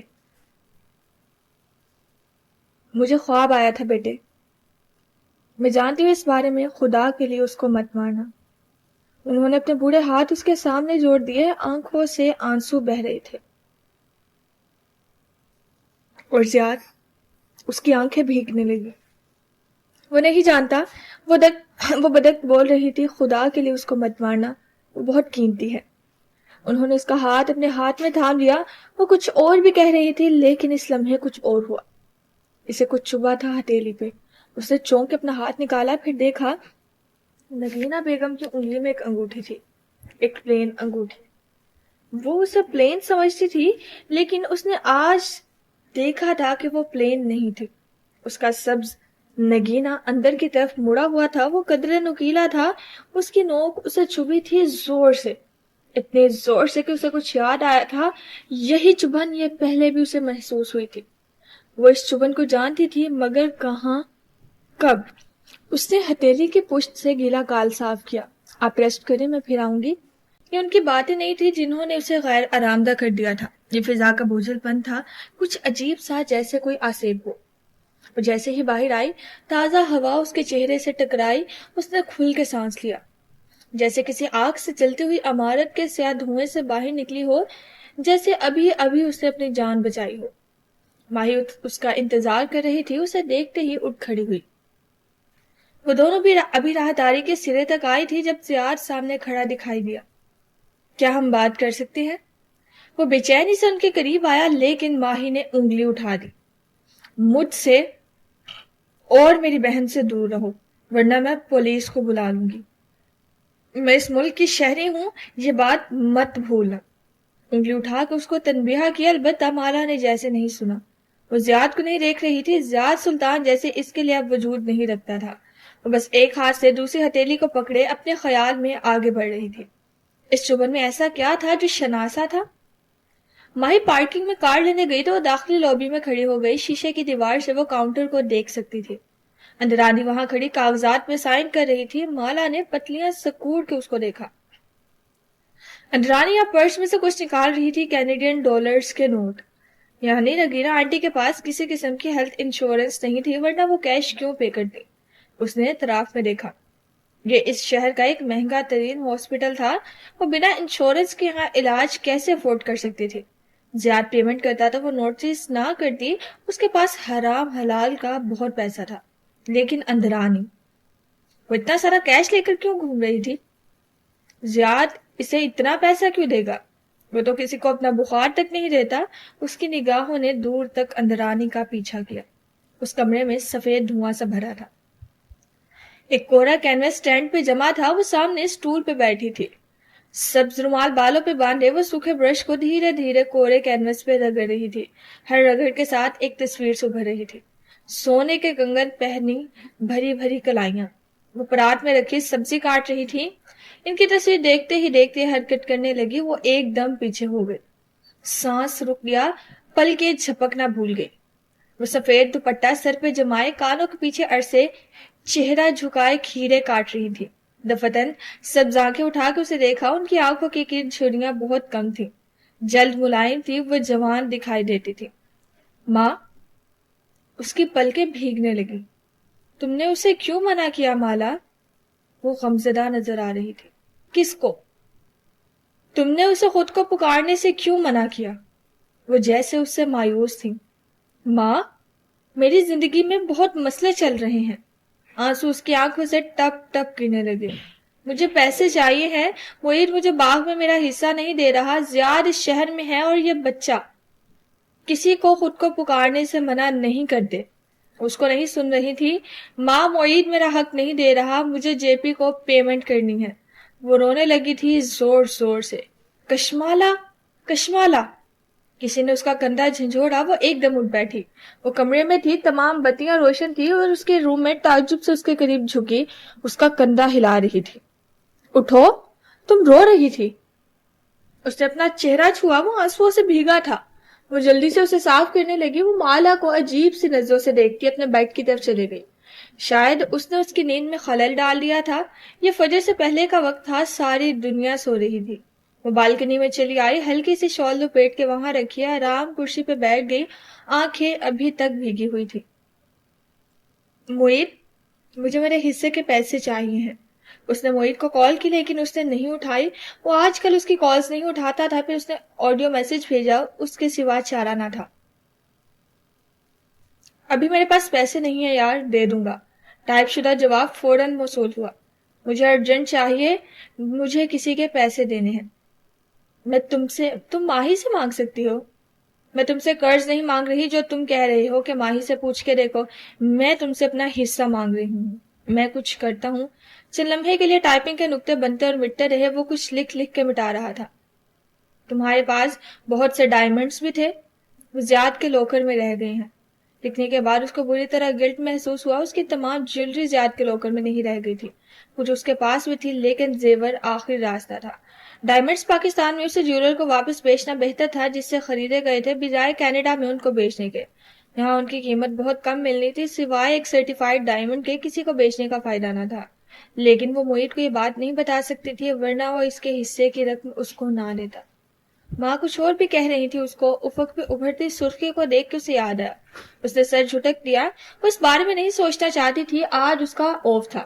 آج وہ صرف سوئے گی، اور جب سو کے اٹھے گی تو گرین ویل آئی لینڈ کی پبلک مارکیٹ جائے گی۔ وہ اپنے لیے گروسری خریدے گی اور وہ گھر آ کے کیک بیک کرے گی۔ اسے بہت میٹھا چاکلیٹ کیک چاہیے تھا اور تازہ بیک شدہ خستہ کوکیز بھی۔ اسے ماں کی بات کے بارے میں نہیں سوچنا تھا، اس کی زندگی میں زیادہ بڑے مسائل تھے۔ یہ جمعے کی سپہر تھی، وینکوور کے سڑکوں سے گزر کے تم اس پل تک آؤ تو دیکھو گے کہ سامنے پانی کے اس طرف گرین ویل آئی لینڈ نامی جزیرہ ہے۔ گرین ویل اس خطے کی شاپنگ، آرٹ اور کلچر کا مرکز تھا، جس کے اندر ایک نئی دنیا پار تھی۔ بارش سے گیلی سرمئی سڑکیں، دکانوں کی مخروطے چھتیں اور جزیرے کے کناروں پر بنی سی وال، جس کے پار پانی پہ بگلے اڑتے دکھائی دے رہے تھے۔ مالا اس وقت گرین ویل کی پبلک مارکیٹ میں تھی۔ یہ شمالی امریکہ کی عام پبلک مارکیٹس کی طرح ہی تھی، بھانت بھانت کی دکانوں سے سجی ایک انڈور مارکیٹ، گویا ایک لکڑی کا بڑا سا گھر ہے جس کی مخروطی چھت سے بے حد اونچی اور اس کو لکڑی کے ستون اٹھائے ہوئے ہیں۔ ہر طرف شاپس کے فرش دکھائی دے رہے تھے، سی فوڈ کی مہک، ڈونٹس کی خوشبو، کیفے، تازہ پھل سبزیوں کے سٹال۔ وہ ایک سی فوڈ کی دکان کے سامنے کھڑی تھی، ایک کوہنی پہ پھلوں سے بھرا تھیلا اٹھائے، دوسرے ہاتھ میں ایک گرم خاکی پیکٹ پکڑے جس میں تازہ بیک شدہ کوکیز تھے۔ وہ جھک کے شو کیس میں سجی سمندری جانوروں کو دیکھ رہی تھی۔ آج ویکنڈ کے باعث کیف کی چھٹی تھی، وہ تنہا تھی، اور پھر اسے احساس ہوا کہ وہ تنہا نہیں ہے۔ شوق کے گردن موڑی، اسے معلوم تھا اسے کس سمت میں دیکھتا ہے، دائیں جانب جہاں مارکیٹ کا کونا مڑ رہا تھا۔ وہ جانتی تھی وہاں کوئی ہے، وہاں سے کوئی آ رہا ہے، ابھی دکھائی نہیں دے رہا لیکن ابھی دکھائی دے گا کسی بھی لمحے۔ وہ سانس روکے اس جانب دیکھنے لگی اور تب وہ اسے دکھائی دیا۔ اسی طرح سے چلتا آ رہا تھا، جینس کی جیبوں میں ہاتھ ڈالے، سفید ہائی نیک پہنے کہ آج بارش کے بعد موسم بہت ٹھنڈا تھا۔ وہ دائیں بائیں متلاشی نظروں سے دیکھ رہا تھا، بال جل لگا کے پیچھے کر رکھے تھے اور شیو ہلکی بڑی ہوئی تھی۔ وہ اسے دیکھتی رہی یہاں تک کہ ماہر کی نگاہ اس سے ملی۔ وہ وہیں ٹھہر گیا اور مالا نے چہرہ شوکیس پہ جھکا دیا جہاں بہت سے کیکڑے، جھینگے اور مچھلیاں اس کے منتظر تھیں۔ وہ چند لمحوں کے لیے قدم نہ بڑھا سکا۔ وہ اس مالا سے مختلف لگ رہی تھی جس کو اس نے کیف کی ویڈیو کال میں دیکھا تھا، وہ اس سے بھی مختلف لگ رہی تھی جس کو اس نے معید کے نکاح پہ دیکھا تھا۔ وہ سیاہ سفید پھولدار کاٹن فراک میں ملبوس تھی، سفید ٹائٹس کے ساتھ ہم رنگ جوگرز، لمبے بال ہاف کیچر میں بندھے تھے اور چہرہ میک اپ سے بے ریا لگ رہا تھا۔ وہ یہاں سے بھی اس کی گردن میں پرویا فاختہ والا لاکٹ دیکھ سکتا تھا۔ چند قدموں کا فاصلہ عبور کرنا اتنا مشکل نہ تھا لیکن اتنا آسان بھی نہیں تھا۔ تمہیں کیسے معلوم کہ میں یہاں ہوں؟ وہ قریب آیا تو وہ شوکیس میں جھکے چہرے کے ساتھ بولی۔ چینی خاتون سیلز وومن اس کی منتظر تھی۔ ماں بینا نے کہا کہ تم پبلک مارکیٹ میں ملو گے۔ ماں بینا نے بلاخر اس کی کال اٹھا لی تھی۔ وہ پہلے 2 دفعہ اس لیے نہیں اٹھا سکی کہ اس کا فون حورین کے پاس تھا جس پہ اس نے اسے یوٹیوب پر کارٹونز لگا کے دیے تھے۔ حورین اپنی ننھی انگلی سے کال کاٹ دیتی اور ماہی کو معلوم ہی نہ ہوتا کہ اس کو کسی کی کال آئی ہے۔ 3 پاؤنڈ سیلمن، وہ چینی سیلز وومن کو بتا رہی تھی، پھر نگاہ اٹھا کے اسے دیکھا جو ساتھ کھڑا تھا، اس کے گال پہ زخم کا نشان ویسا ہی تھا۔ کیوں آئے ہو؟ 2 وجوہات ہیں، سنو گے؟ تمہارے منہ سے کبھی درست وقت پہ سچ نہیں نکلا، تھینک یو۔ سیلز وومن نے مچھلی کا تھیلا بڑھایا، شکریہ کہتے ہوئے مالا نے ہاتھ بڑھایا۔ کیا ہم بیٹھ کے بات کر سکتے ہیں؟ ماہر نے اس سے پہلے تھیلا تھام لیا اور ابرو سے آگے چلنے کا اشارہ کیا۔ وہ گہری سانس لے کر آگے بڑھ گئی، اس کے ساتھ قدم اٹھانے لگا۔ پبلک مارکیٹ میں بولی جانے والی بھانت بھانت کی بولیاں کانوں سے ٹکرا رہی تھی، پھر بھی یوں لگتا تھا ہر طرف خاموشی چھا گئی۔ وہ مارکیٹ کے ایک بھی دروازے تک آ رکے، یہاں لکڑی اور شیشے کی اونچی کھڑکیاں بنی تھی جن سے باہر بہتا فالس کریک کا پانی دکھائی دے رہا تھا۔ وہاں لکڑی کی اونچی میزی کرسیاں رکھی تھیں. مالا نے ایک میز پہ اس کے تھیلے رکھے. اس نے البتہ دوسرے تھیلے وہاں نہیں رکھے. وہ سینے پہ بازو لپیٹے شیشے کی دیوار کی جانب پشت کیے کھڑی ہو گئی، ایسے کہ وہ اس کو براہ راست دیکھ رہی تھی، اور کیکس کا پیکٹ ہنوز ہاتھ میں تھا. کیسی ہو؟ وہ اس کے پیچھے شیشے کے پار اونچا پل اور اس کے تلے تیرتی کشتیاں دیکھ سکتا تھا. پانی کے دوسری جانب آسمان کو چھوتی عمارتیں کھڑی تھی. اثر کا سورج ان کے نیلے شیشوں پر زرد روشنی یوں گرا رہا تھا جیسے پگھلا ہوا سونا ہو. کیسی لگ رہی ہوں؟ اسے آنکھیں چھوٹی کر کے دیکھ رہی تھی جیسے اس کا چہرہ پڑھنا چاہتی ہو. میں جانتا ہوں بیربل نے تمہیں کہا تھا کہ میں اپنی زندگی کے فیصلے بیربل کے کہنے پہ نہیں لیتی. وہ ایک دم تیزی سے بولی. ماہر نے لب بھینچ لیا. وہ جانتا تھا اس کی بات ابھی مکمل نہیں ہوئی. اس کی آنکھوں میں اپنے لیے دبا دبا غصہ دیکھ سکتا تھا. اب اس نے کیا کیا تھا؟ تمہیں یاد ہے میں نے استنبول میں تمہیں کچھ بتایا تھا؟ وہ اسی طرح اسی زخمی آنکھوں سے دیکھ رہی تھی کہ حلال کہاں ہے. وہ کسی مسجد یا مدرسے کے قریب ہے، اور میں نے اپنے اور تمہارے تمام اختلافات کو بھلا کے تمہاری مدد کرنی چاہی تھی، لیکن تم نے کیا کیا؟ اس نے گہری سانس لی. بہت کچھ یاد آیا. جھیل کنارے کاٹیج میں پہلی رات اور 2 نفوس. میں آئی تھی تمہارے پاس معید کے نکاح والے دن. میں نے پوچھا تھا تم سے اگر تم زیاد کے بارے میں کچھ جانتے ہو. اس کی آنکھیں گلابی ہوئیں. ان میں دکھ نہیں تھا، غصہ تھا. اور تم جانتے تھے اس کی حقیقت. تم ملے تھے اس سے، لیکن تم خاموش رہے. تم میرا اعتبار نہ کرتی. وہ میرا قصور ہوتا. میرا. اس نے سینے پہ انگلی سے دستک دی. میں تم سے تمہارے قصور کا پوچھ رہی ہوں. تم نے خاموشی کو چنا اور میں اس آدمی کے ساتھ واپس چلی گئی. مجھے اس وقت نہیں معلوم تھا کہ وہ کسی انسان کو قتل کر سکتا ہے. جب معلوم ہوا تو میں نے تمہیں کالز کی تھی. تم نے جواب نہیں دیا. تب دیر ہو چکی تھی. وہ دونوں شیشے اور لکڑی سے بنی دیوار کے ساتھ آمنے سامنے کھڑے تھے. قریب میں ایک فیملی کی آ کے کرسیاں سنبھالنے لگی تو مالا نے آواز نیچی کی. جب مجھے تمہاری بہن کے بارے اتنا سا بھی، انگلی اور انگوٹھے کے درمیان خلا بنا کے دکھایا، معلوم ہوا تو میں نے تمہیں کال کی تھی. معید کے نکاح پہ میں نے تمہیں کہا تھا کہ میں تمہارا اعتبار کروں گی، لیکن تم چپ رہے. پھر اب کیوں آئے ہو؟ اب کچھ بتاؤں تو اعتبار کرو گی؟ ماہی نے اسی سنجیدگی سے ابرو اٹھایا. مالا نے سر جھٹکا. اب ایسا کیا ہے جو میں نہیں جانتی؟ کیف جمال تمہارا باڈی گارڈ؟ تمہارا مطلب ہے اصلی کیف جمال؟ وہ تلخ ہوئی تو ماہر نے گہری سانس لی. کیا وہ اس کے ایک فریب کو بھلا نہیں سکتی تھی؟ ہاں، وہ لوزر جس کو میں نے پیسے دیے تھے وہ تمہیں دھوکہ دے رہا ہے. او پلیز. وہ بڑبڑاتے ہوئے اپنے تھیلے اٹھانے لگی. تم اس پہ کیسے اعتبار کر سکتی ہو؟ دروازے کی طرف بڑھی تو وہ تیزی سے اس کے پیچھے لپکا. میں ابھی بات کر رہا ہوں مالا. تم ہمیشہ کی طرح جگہ چھوڑ کے نہیں جا سکتی. لیکن وہ دروازہ کھول کے باہر نکل گئی. یہی اس کا ڈیفنس میکانزم تھا، اور ماہر کا ڈیفنس میکانزم کسی کے پیچھے نہ جانا تھا، لیکن اس وقت اسے جانا تھا. تم اس پر کیسے اعتبار کر سکتی ہو؟ وہ تیز قدموں سے چلتا اس کے قریب پہنچا. تمہارے اور زیاد کے لیے سبق کے بعد میں کسی پہ اعتبار نہیں کر سکتی. وہ رک گیا. وہ آگے چلتی گئی. تم میرے ایک جھوٹ کو معاف نہیں کر سکتی؟ وہ پیچھے سے پکار کے بولا. مالا کے قدم رکے. اس نے پلٹ کے اسے دیکھا. وہ روش کے کنارے پہ کھڑا جیسے تھک کے اسے دیکھ رہا تھا. سمندری بگلے اس کے عقب سے اڑتے ہوئے پانی کی طرف جا رہے تھے. زیاد نے مجھ سے کہیں زیادہ جھوٹ بولے. تم نے اس کو مجھ سے زیادہ چانسز دیے. وہ قدم قدم چلتا اس کے قریب آنے لگا. اس کی آنکھوں میں بہت سے شکوے تھے. تم ابھی تک اس سے علیحدہ بھی نہیں ہوئی، شاید کبھی نہ ہو، لیکن وہ اس کے عین مقابل آ کے رکا. اس کے عقب میں پانی کے پار کھڑی اونچی عمارتیں زرد روشنی میں چمک رہی تھی. لیکن میری ایک غلطی کو تم نے کبھی معاف نہیں کیا. دھوپ کی دم توڑتی کرنیں ماہر کی پشت پہ آ کے رک گئیں. اب وہ سائے میں کھڑی تھی. کیوں؟ وہ پوچھ رہا تھا. کیونکہ تم زیاد سے بہتر تھے. اس کے چہرے پہ کچھ ایسا زخمی کر دینے والا تھا کہ وہ چند لمحے کچھ بول نہ سکا. اس کے تنے اعصاب ڈھیلے ہو گئے. وہ قدم قدم چلتی قریب رکھے بینچ کی طرف بڑھ گئی. تھیلے درمیان میں رکھے اور دائیں کنارے پہ بیٹھ گئی. تم میرے باڈی گارڈ تھے کیف. رک کے تصحیح کی. وہ اب سامنے پانی کو دیکھ رہی تھی. وہ بنا چاپ کے بینچ کے دوسرے کنارے پہ بیٹھا. میں نے تمہارے ہاتھ میں اپنی زندگی تھمائی تھی. تمہیں مجھے دھوکہ نہیں دینا چاہیے تھا. پھر چہرہ موڑ کے اسے دیکھا. وہ اب پانی کو دیکھ رہا تھا. ایک لگژری بوٹ پل کے نیچے سے گزر کے ان کے قریب آ رہی تھی. ہماری زندگی بہت مختلف ہوتی اگر تم مجھ سے ماہر فرید بن کے ملتے. تم میری بات کا اعتبار نہ کرتی. وہ قریب آتی سفید کشتی پہ نظر جمائے ہوئے تھا. لوگوں نے عرصہ ہوا ماہر فرید کا اعتبار کرنا چھوڑ دیا تھا. تم نے میرا وہ وقت نہیں دیکھا. اس کے چہرے پہ پرانے زخموں کو چھیڑنے سے اٹھنے والی تکلیف کی لکیریں ابھر رہی تھی. وہ چند لمحے اس کا چہرہ دیکھتی رہی، پھر گردن موڑ لی. میں نے تمہیں عرصہ پہلے معاف کر دیا تھا. میں ان باتوں سے بہت آگے بڑھ چکی ہوں.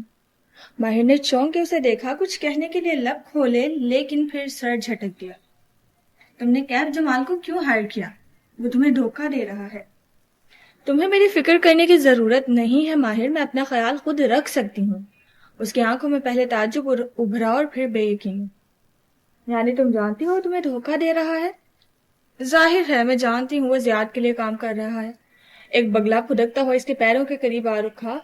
اپنی لمبی چونچ اٹھائے وہ مالا کے ہاتھ میں پکڑے کوکیز کے پیکٹ کو دیکھ رہا تھا. وہ ابھی تک گرم تھے. تم نے اسے کیوں ہائر کیا؟ کیونکہ زیاد اسی شہر میں ہے. وہ بھورے پیکٹ کا کنارہ پھاڑ رہی تھی. وہ چونکا، پھر اس کے ہاتھ کو دیکھا. وہ پیکٹ کا منہ کھول کے اس کی طرف بڑھائے ہوئے تھے. میں سمجھا تم اسے کھلانے لگی ہو. بگلے کی طرف اشارہ کیا جو امید سے اس کے قدموں کے قریب بیٹھا تھا. اس کو کھلانا جرم ہے. وہ سادگی سے اسے دیکھ رہی تھی. ماہر نے ایک نظر ان بسکٹس کو دیکھا.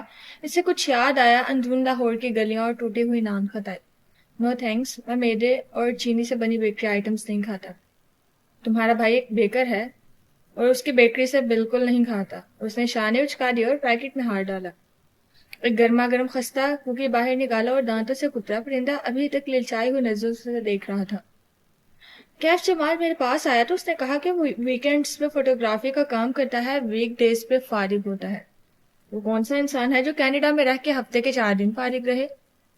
وہ جو کسی کے پے رول پہ ہو. وہ گھٹنوں پہ کوہنیاں رکھے آگے کو ہو کے بیٹھا پانی کو دیکھ رہا تھا. مجھے محسوس ہو رہا تھا کہ کوئی میرا پیچھا کر رہا ہے، لیکن وہ زیاد نہیں تھا. زیاد کوئی بھی ایسا کام نہیں کرے گا جس سے میرا اسائلم کیس مضبوط ہو. اس نے اس کام کے لیے کسی کو ہائر کیا تھا. پانی کے پار کھڑی اونچی عمارتیں خاموشی سے بینچ پہ بیٹھے 2 اجنبیوں کو دیکھ رہی تھی.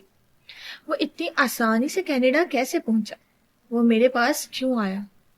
ظاہر ہے زیاد کے اس میں ہاتھ تھا. وہ چاہتا تھا کہ کیف جمال بہت قریب سے میرے اوپر نظر رکھے. زیاد جیسا شخص تنہا کام نہیں کرتا، اس کے پاس ایسے کاموں کے لیے مددگار کمیونٹی ہے. تم نے اس کا کام آسان کیوں بنایا؟ کیونکہ میں ہر وقت گردن گھما کے اپنے دائیں بائیں کسی غائب تعاقب کار کو ڈھونڈتے ڈھونڈتے تھک گئی تھی.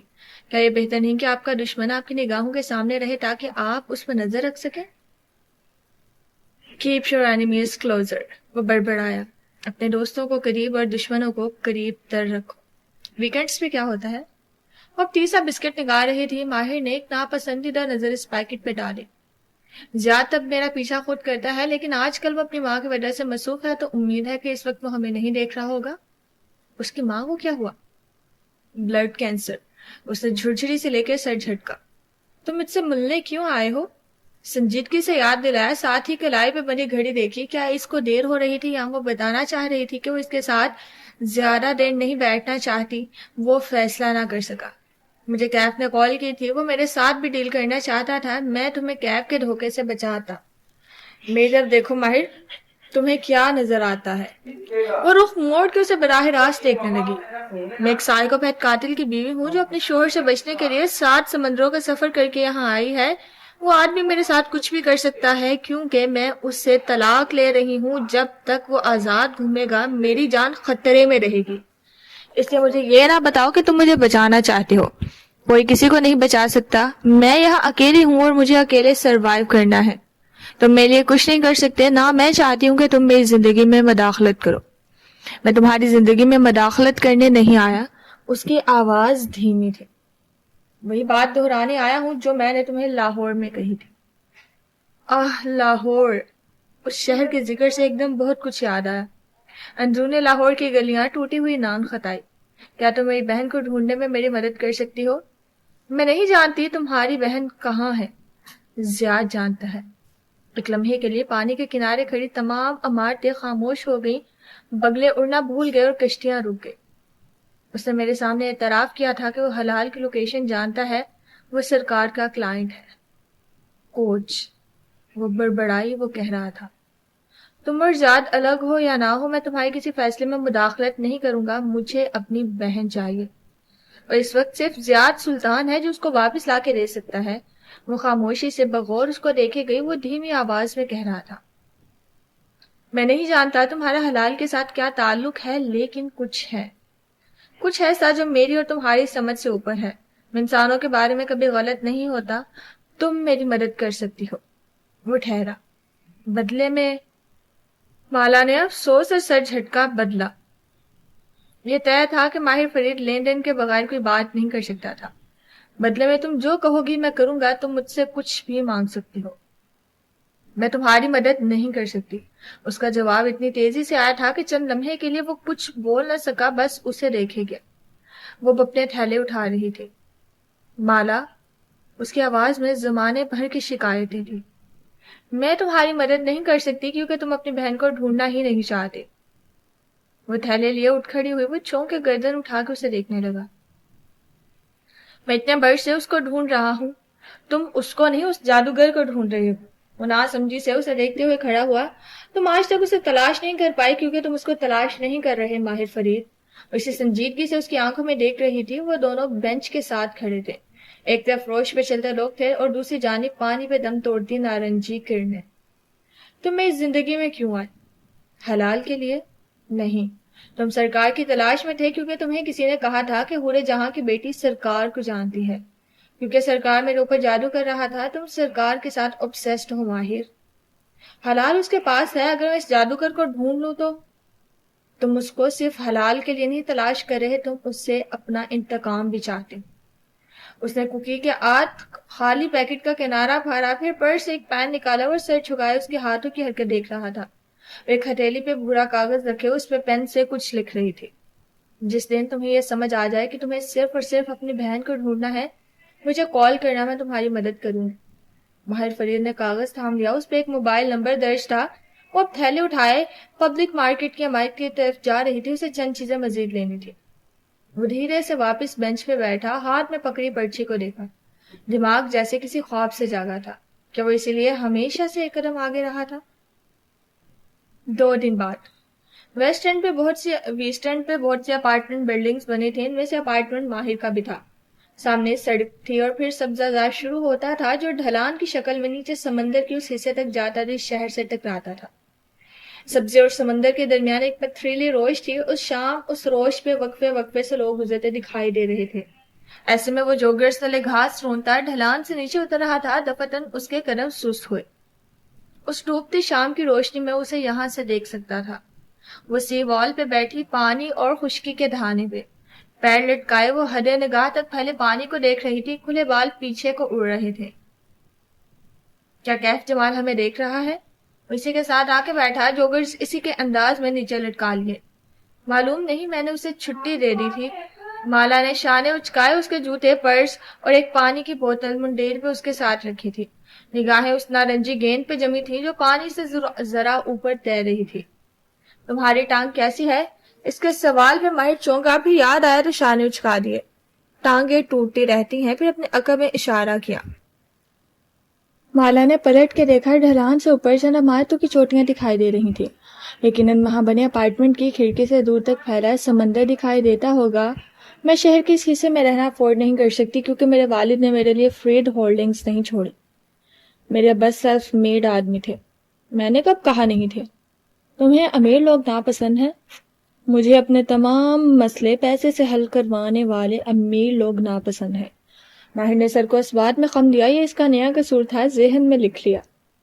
چند لمحے خاموشی سے گزرے. وہ دونوں اونچی منڈیر پہ بیٹھے تھے اور دور بہت نیچے سمندری پانی اس دیوار سے ٹکرا کے واپس پلٹ رہا تھا. تم درست کہہ رہی تھی. میں حلال کو تلاش نہیں کر رہا تھا. میں اپنی ساری توانائی سرکار کو ڈھونڈنے میں صرف کیے ہوئے تھا. لیکن میں بھی درست تھا جب میں نے کہا کہ تمہیں کیف جمال سے احتیاط کرنی چاہیے. وہ تمہیں کسی مصیبت میں ڈالنے کے لیے تمہارے قریب آیا ہے. وہ مجھے مصیبت میں ڈال چکا ہے. وہ بڑبڑائی تو وہ چونکا. وہ پانی کی بوتل کھول رہی تھی. میری وجہ سے کافی شاپ میں ایک عورت پھسل گئی. غلطی میری تھی. مجھے کوشن بورڈ رکھنا چاہیے تھا. لیکن اس بورڈ کو غائب کرنے میں بیسی کا ہاتھ تھا. اس نے جے پرید کو بھی اپنے ساتھ ملایا ہوگا. اس لیے وہ مجھ پہ دباؤ ڈال دی گیا. وہ سیرت کے ساتھ معاملہ سیٹل کرے گی اور مجھے پیسے دینے پڑیں گے. کتنے پیسے؟ وہ اپنی رو میں قدرے تلخی سے بتا رہی تھی جب ماہر فرید کے سوال پہ چونکے پانی کی بوتل ہونٹوں سے لگاتے ٹھہری. چہرہ موڑ کے اسے دیکھا. سوچنا بھی مت. کیا کہ تم وہ رقم ادا کرو گے؟ اس نے تیزی سے بوتل نیچے کی، آنکھوں میں زمانے بھر کا غصہ اتر آیا تھا۔ میں صرف پوچھ رہا تھا کہ کتنی رقم ہے۔ تم نے سنا نہیں میں نے ہر مسئلے پہ پیسہ پھینکنے والوں کے بارے میں کیا کہا تھا؟ تمہیں ماہر فرید کو ناپسند کرنے کے لیے وجہ نہیں چاہیے۔ اس نے شانے اچکا دیا، وہ اسی برہمی سے اسے گھور رہی تھی۔ میں تم سے ملنے اس شرط پہ آئی تھی کہ تم میری زندگی میں مداخلت نہیں کرو گے، لیکن تم نہیں بدلو گے۔ تم ہمیشہ وہی کرو گے جو کرتے آئے ہو۔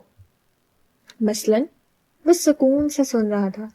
تم، اس سے جیسے غصے میں بولا نہیں گیا، چند گہرے سانس لیے۔ تمہارا سب سے بڑا مسئلہ کیا ہے جانتے ہو؟ تم کبھی صاف بات نہیں کرتے، پس پردہ ڈیلز کرتے ہو، ہر انسان کو مینیپولیٹ کرتے ہو۔ میرے ساتھ تم نے یہی کیا۔ تم نے خود سے طے کر لیا کہ میں تمہارا اعتبار نہیں کروں گی، سو تم میری زندگی میں ایک فریب کے ساتھ شامل آئے تاکہ مجھے کنٹرول کرو۔ تم ایک کنٹرول فریک ہو اور تم ہمیشہ میری زندگی کو کنٹرول کرنے کی کوشش کرتے ہو، میرے لیے خود سے فیصلے لیتے ہو۔ واو، تم میرے اوپر مضمون لکھ سکتی ہو۔ تم اب تک اتنا نہیں سمجھے کہ مجھے اپنی پیٹھ پیچھے کسی کا کچھ کرنا نہیں پسند، مجھے صاف بات کرنا پسند ہے۔ اگر تم 1 سال پہلے میرے پاس آتے اور مجھے حقیقت بتاتے تو میں تمہارا اعتبار کرتی، ہم مل کے تمہاری بہن کو ڈھونڈتے اور شاید سرکار کو بھی، لیکن تم نے ایسا نہیں کیا۔ میں تمہیں پھر کہہ رہی ہوں، وہ آپ کی دھیمی آواز میں کہہ رہی تھی، اگر تم چاہتے ہو کہ میں تمہاری مدد کروں تو تم میری زندگی، میرے مسئلوں اور میرے قرضوں سے دور رہو گے۔ تم کسی بھی طرح میرے معاملات کو کنٹرول کرنے کی کوشش نہیں کرو گے، میں اپنے مسئلے حل کر سکتی ہوں۔ تمام۔ اس نے دونوں ہاتھ صلح جو انداز میں اٹھائے۔ وہ اب گردن موڑ کے واپس سورج کو دیکھنے لگی، اس کے ماتھے کے بل برقرار تھے جیسے اسے ماہر فرید پہ ڈھیروں غصہ آیا ہو۔ چند ثانیے یوں ہی خاموشی سے کٹ گئے۔ کیا اب تم مجھ پہ اعتبار کرتی ہو؟ وہ بغور اس کے چہرے کو دیکھ رہا تھا۔ وہ کسی پہ اعتبار نہیں کرتی۔ وہ اب خفا نہیں تھی، بس سنجیدہ تھی، تھکی ہوئی بھی تھی۔ ہمیں وہ مدرسہ مل گیا تھا جہاں اس نے حلال کو رکھا تھا، لیکن جب تک ہم وہاں گئے بہت دیر ہو چکی تھی۔ وہ حلال کو وہاں سے لے گیا تھا۔ اس نے رک کے اپنی بات پہ زور دیا۔ زیاد جانتا ہے کہ وہ کہاں ہوگی؟ زیاد مجھے نہیں بتائے گا۔ اس نے پیر اوپر کر لیا اور گھٹنے سینے سے لگا کے تھوڑی ان پہ جما لی۔ وہ اب بھی سورج کو دیکھ رہی تھی۔ تم کیسے جانتی تھی کہ وہ کہاں ہے؟ میں نے اسے دیکھا تھا۔ وہ چونکا۔ وہ میوزک بجاتی تھی اور مجھے وہ سنائی دیتا تھا۔ میں نے وہ تمام اوقات لکھنے شروع کیے۔ نمبرز جھوٹ نہیں بولتے، وہ زیر لب بڑبڑایا۔ وہ لاہور کے فجر کے وقت سے مطابقت رکھتے تھے۔ اس نے سر جھٹکا۔ لیکن میں تنگ آ چکی تھی، میں حلال کی میوزک سے تنگ آ چکی تھی۔ پھر میں نے اسے دیکھا ایک رات، اور میں نے اسے منع کیا کہ وہ مجھے نہ پکارا کرے۔ اس کے بعد میں نے اسے نہیں دیکھا۔ وہ بھاگ سکتی تھی لیکن وہ نہیں بھاگتی۔ وہ افق کو دیکھ رہی تھی اور وہ اسے۔ وہ تمہیں پکارتی تھی اور تم نے اسے منع کر دیا۔ اس کے حلق میں آنسوؤں کا گولا سا اٹکنے لگا۔ وہ مجھے نہیں پکارتی، وہ کسی اور کا انتظار کر رہی ہے۔ ماہر فرید کو لگا کہ وہ اگلا سانس نہیں لے سکے گا۔ میں جانتا ہوں۔ اس نے چونک کے ماہر کو دیکھا۔ تم جانتے ہو وہ کس کا انتظار کر رہی ہو؟ ابھی شام نہیں ڈوبی تھی لیکن پانی کے دوسری جانب وہ بہت دور دکھائی دیتی عمارتوں کی بتیاں جل اٹھی تھی۔ ہاں، اس نے مجھے ایک نام بتایا تھا، وہ جو اس کو وہاں سے نکالنے آئے گا۔ کون؟ والا کو تعجب ہوا۔ وہ دور آسمان پہ مدھم سا پورا چاند دکھائی دے رہا تھا۔ بدر۔ بدر کون؟ اسے ایک لمحے کے لیے حیرت ہوئی اور اگلے ہی لمحے اس کے ذہن میں جھماکا سا ہوا۔ بدر کون ہے؟ میں نہیں جانتا۔ وہ مالا کو نہیں دیکھ رہا تھا، وہ سورج کے ساتھ ایک ہی آسمان پہ تیرتے چاند کو دیکھ رہا تھا۔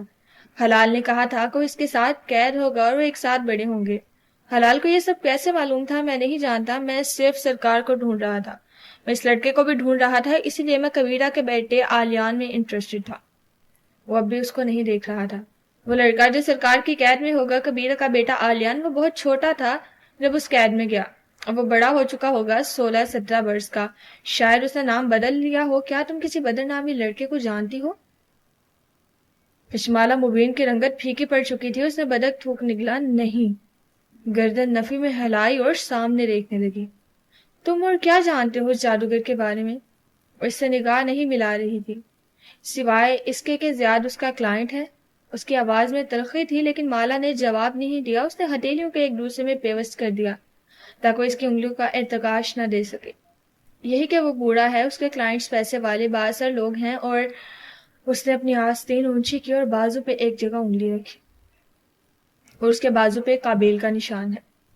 کیسا نشان؟ وہ چونکی. میں نے اسے ایک دفعہ دیکھا تھا، خواب تھا یا کیا؟ اس نے موبائل روشن کیا. ڈوبتی شام کے اندھیرے میں اس کی روشنی ماہر کے چہرے کو چمکانے لگی. وہ اسکرول کرتا کچھ تلاش کر رہا تھا. یہ نشان، ایک تصویر اس کے سامنے کی. وہ سلیب کی طرح کا نشان تھا اور دائیں بائیں دو نقطے. یہ قابیل کا نشان ہے، زیاد کا کالنگ کارڈ. اس نشان کو اپنے شکار کی لاش کے ساتھ بناتا ہے. وہ فون واپس جیب میں ڈالتے ہوئے پانی کو دیکھتے ہوئے سوچ رہا تھا، اور میں کیا جانتا ہوں اس جادوگر کے بارے میں؟ وہ بالکل گمسم سے اس کو دیکھ رہی تھی. گردن پہ نگینے کی چبھن یاد آئی، اور بس یہی کہ وہ سحر عشق سے پیدا ہوئے بچے اغوا کرتا ہے. چاند نے پانی کو اپنی جانب کھینچا. لہریں زور سے فضا میں بلند ہوئی اور پھر نیچے دیوار سے ٹکرائی. کیا؟ اسے چند لمحے کے لیے سمجھ میں نہ آیا تھا کہ وہ کیا کہہ رہا ہے. میری ماں اور شمس کی شادی سحر عشق سے ہوئی تھی. اس نے حلال کو اغوا کیا. کبیرہ کی شادی بھی میرے انداز کے مطابق سحر عشق سے ہوئی تھی. اس کا بیٹا بھی غائب ہوا. ان دونوں میں کیا مشترک ہے؟ ان کے ماں باپ کی شادی. کشمالہ کا سانس دھیرے دھیرے بند ہونے لگا. یعنی سرکار سحر عشق سے پیدا ہوئے بچے چراتا ہے؟ کیوں؟ میں نہیں جانتا. وہ ان کے ماں باپ کو جادو سے ملاتا ہے، اور پھر اس کی چاند کو دیکھتی آنکھوں میں گہری سوگواریت ابھری. پھر وہ ان بچوں کے پیچھے آتا ہے اور وہ ساری زندگی ان کا پیچھا کرتا ہے. وہ ایک دم اٹھ کھڑی ہوئی. اس کو سانس نہیں آ رہا تھا. شاید وہ پانی سے نکلی مچھلی تھی جس کو ہوا راس نہیں آ رہی تھی. کیا تم نے یہ نشان پہلے کہیں دیکھا ہے؟ ماہر نے چہرہ اٹھا کے اسے دیکھا تو چونکا. اس کی رنگت سفید پڑ رہی تھی، چاند سے زیادہ سفید. نہیں، میں نے نہیں دیکھا. پھر گھڑی دیکھی. مجھے ایک اہم کام کرنا تھا، میں بھول گئی. مجھے ابھی جانا ہے. ہم پھر اس بارے میں بات کریں گے. وہ جوتے زمین پہ رکھتی ان کو جلدی جلدی پیروں میں گھسیڑ رہی تھی. کلاسک کشمالہ مبین. اس نے افسوس سے سر رفی میں ہلایا. وہ گفتگو پیچیدہ ہوتے ہی جگہ چھوڑ کے فرار حاصل کر لیتی تھی. وہ اب ڈھلان پہ اوپر چڑھ رہی تھی. وہ اسے چڑھتے دیکھ رہا تھا. اس نے جوگرز ٹھیک سے نہیں پہنے تھے. ان کا پچھلا حصہ اس کی ایڑیوں تلے دبا ہوا تھا. مالا، اس نے پکارا، لیکن وہ نہیں رکی. ہر قدم من بھاری کا ہو رہا تھا. ساری دنیا نگاہوں کے سامنے گھومنے لگی تھی. انگوٹھی کے نگینے کی چبھن، قابیل کا نشان، سحر عشق سے پیدا ہوئے بچے. میری پوتی کو مت مارنا، وہ بہت قیمتی ہے.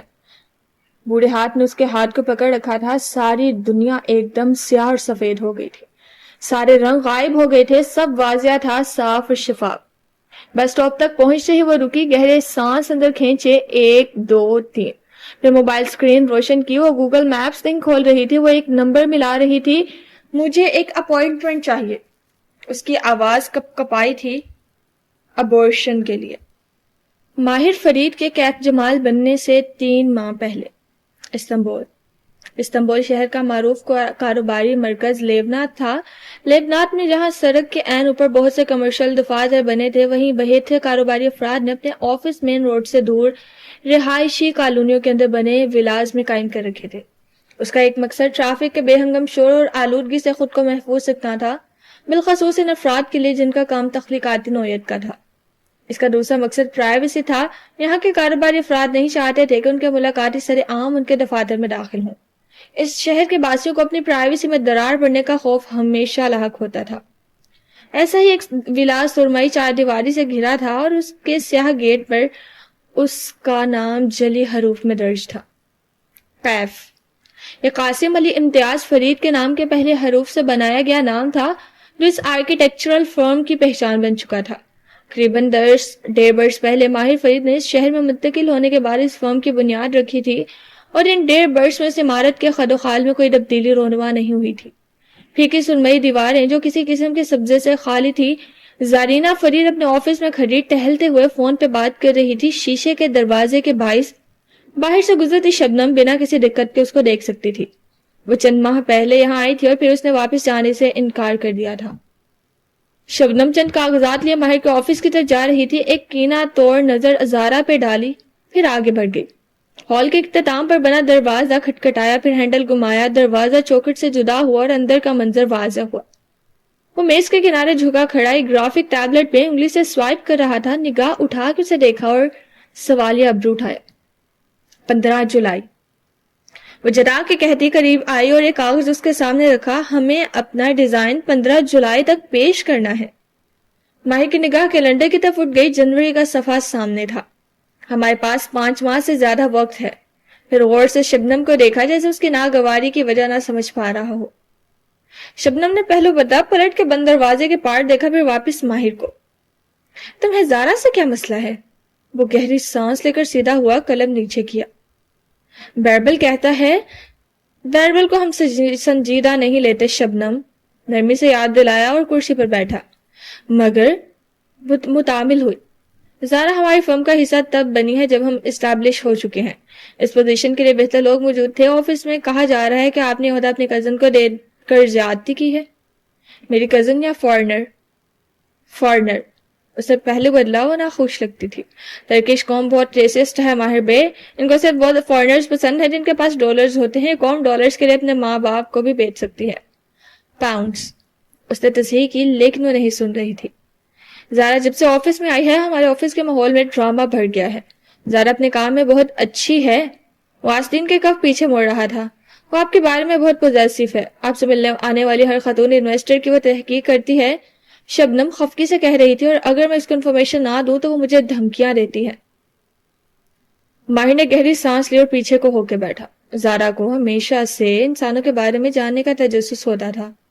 ہمیں فرید ہولڈنگ میں جب بھی کسی کے بارے میں کوئی بھی معلومات چاہیے ہوتی تھی ہم زارا کو کال کرتے تھے. زارا میری بہترین دوست ہے اور وہ یہ سب کیف کے لیے کر رہی ہے. اس نے ناک سکوڑتے ہوئے نفی میں سر ہلایا. وہ یہ سب آپ کے لیے کر رہی ہے. وہ کسی کو آپ کے قریب ہوتے نہیں دیکھنا چاہتی. وہ ٹیک لگائے دھیرے سے مسکرا دیا. میرے قریب کوئی بھی نہیں ہے.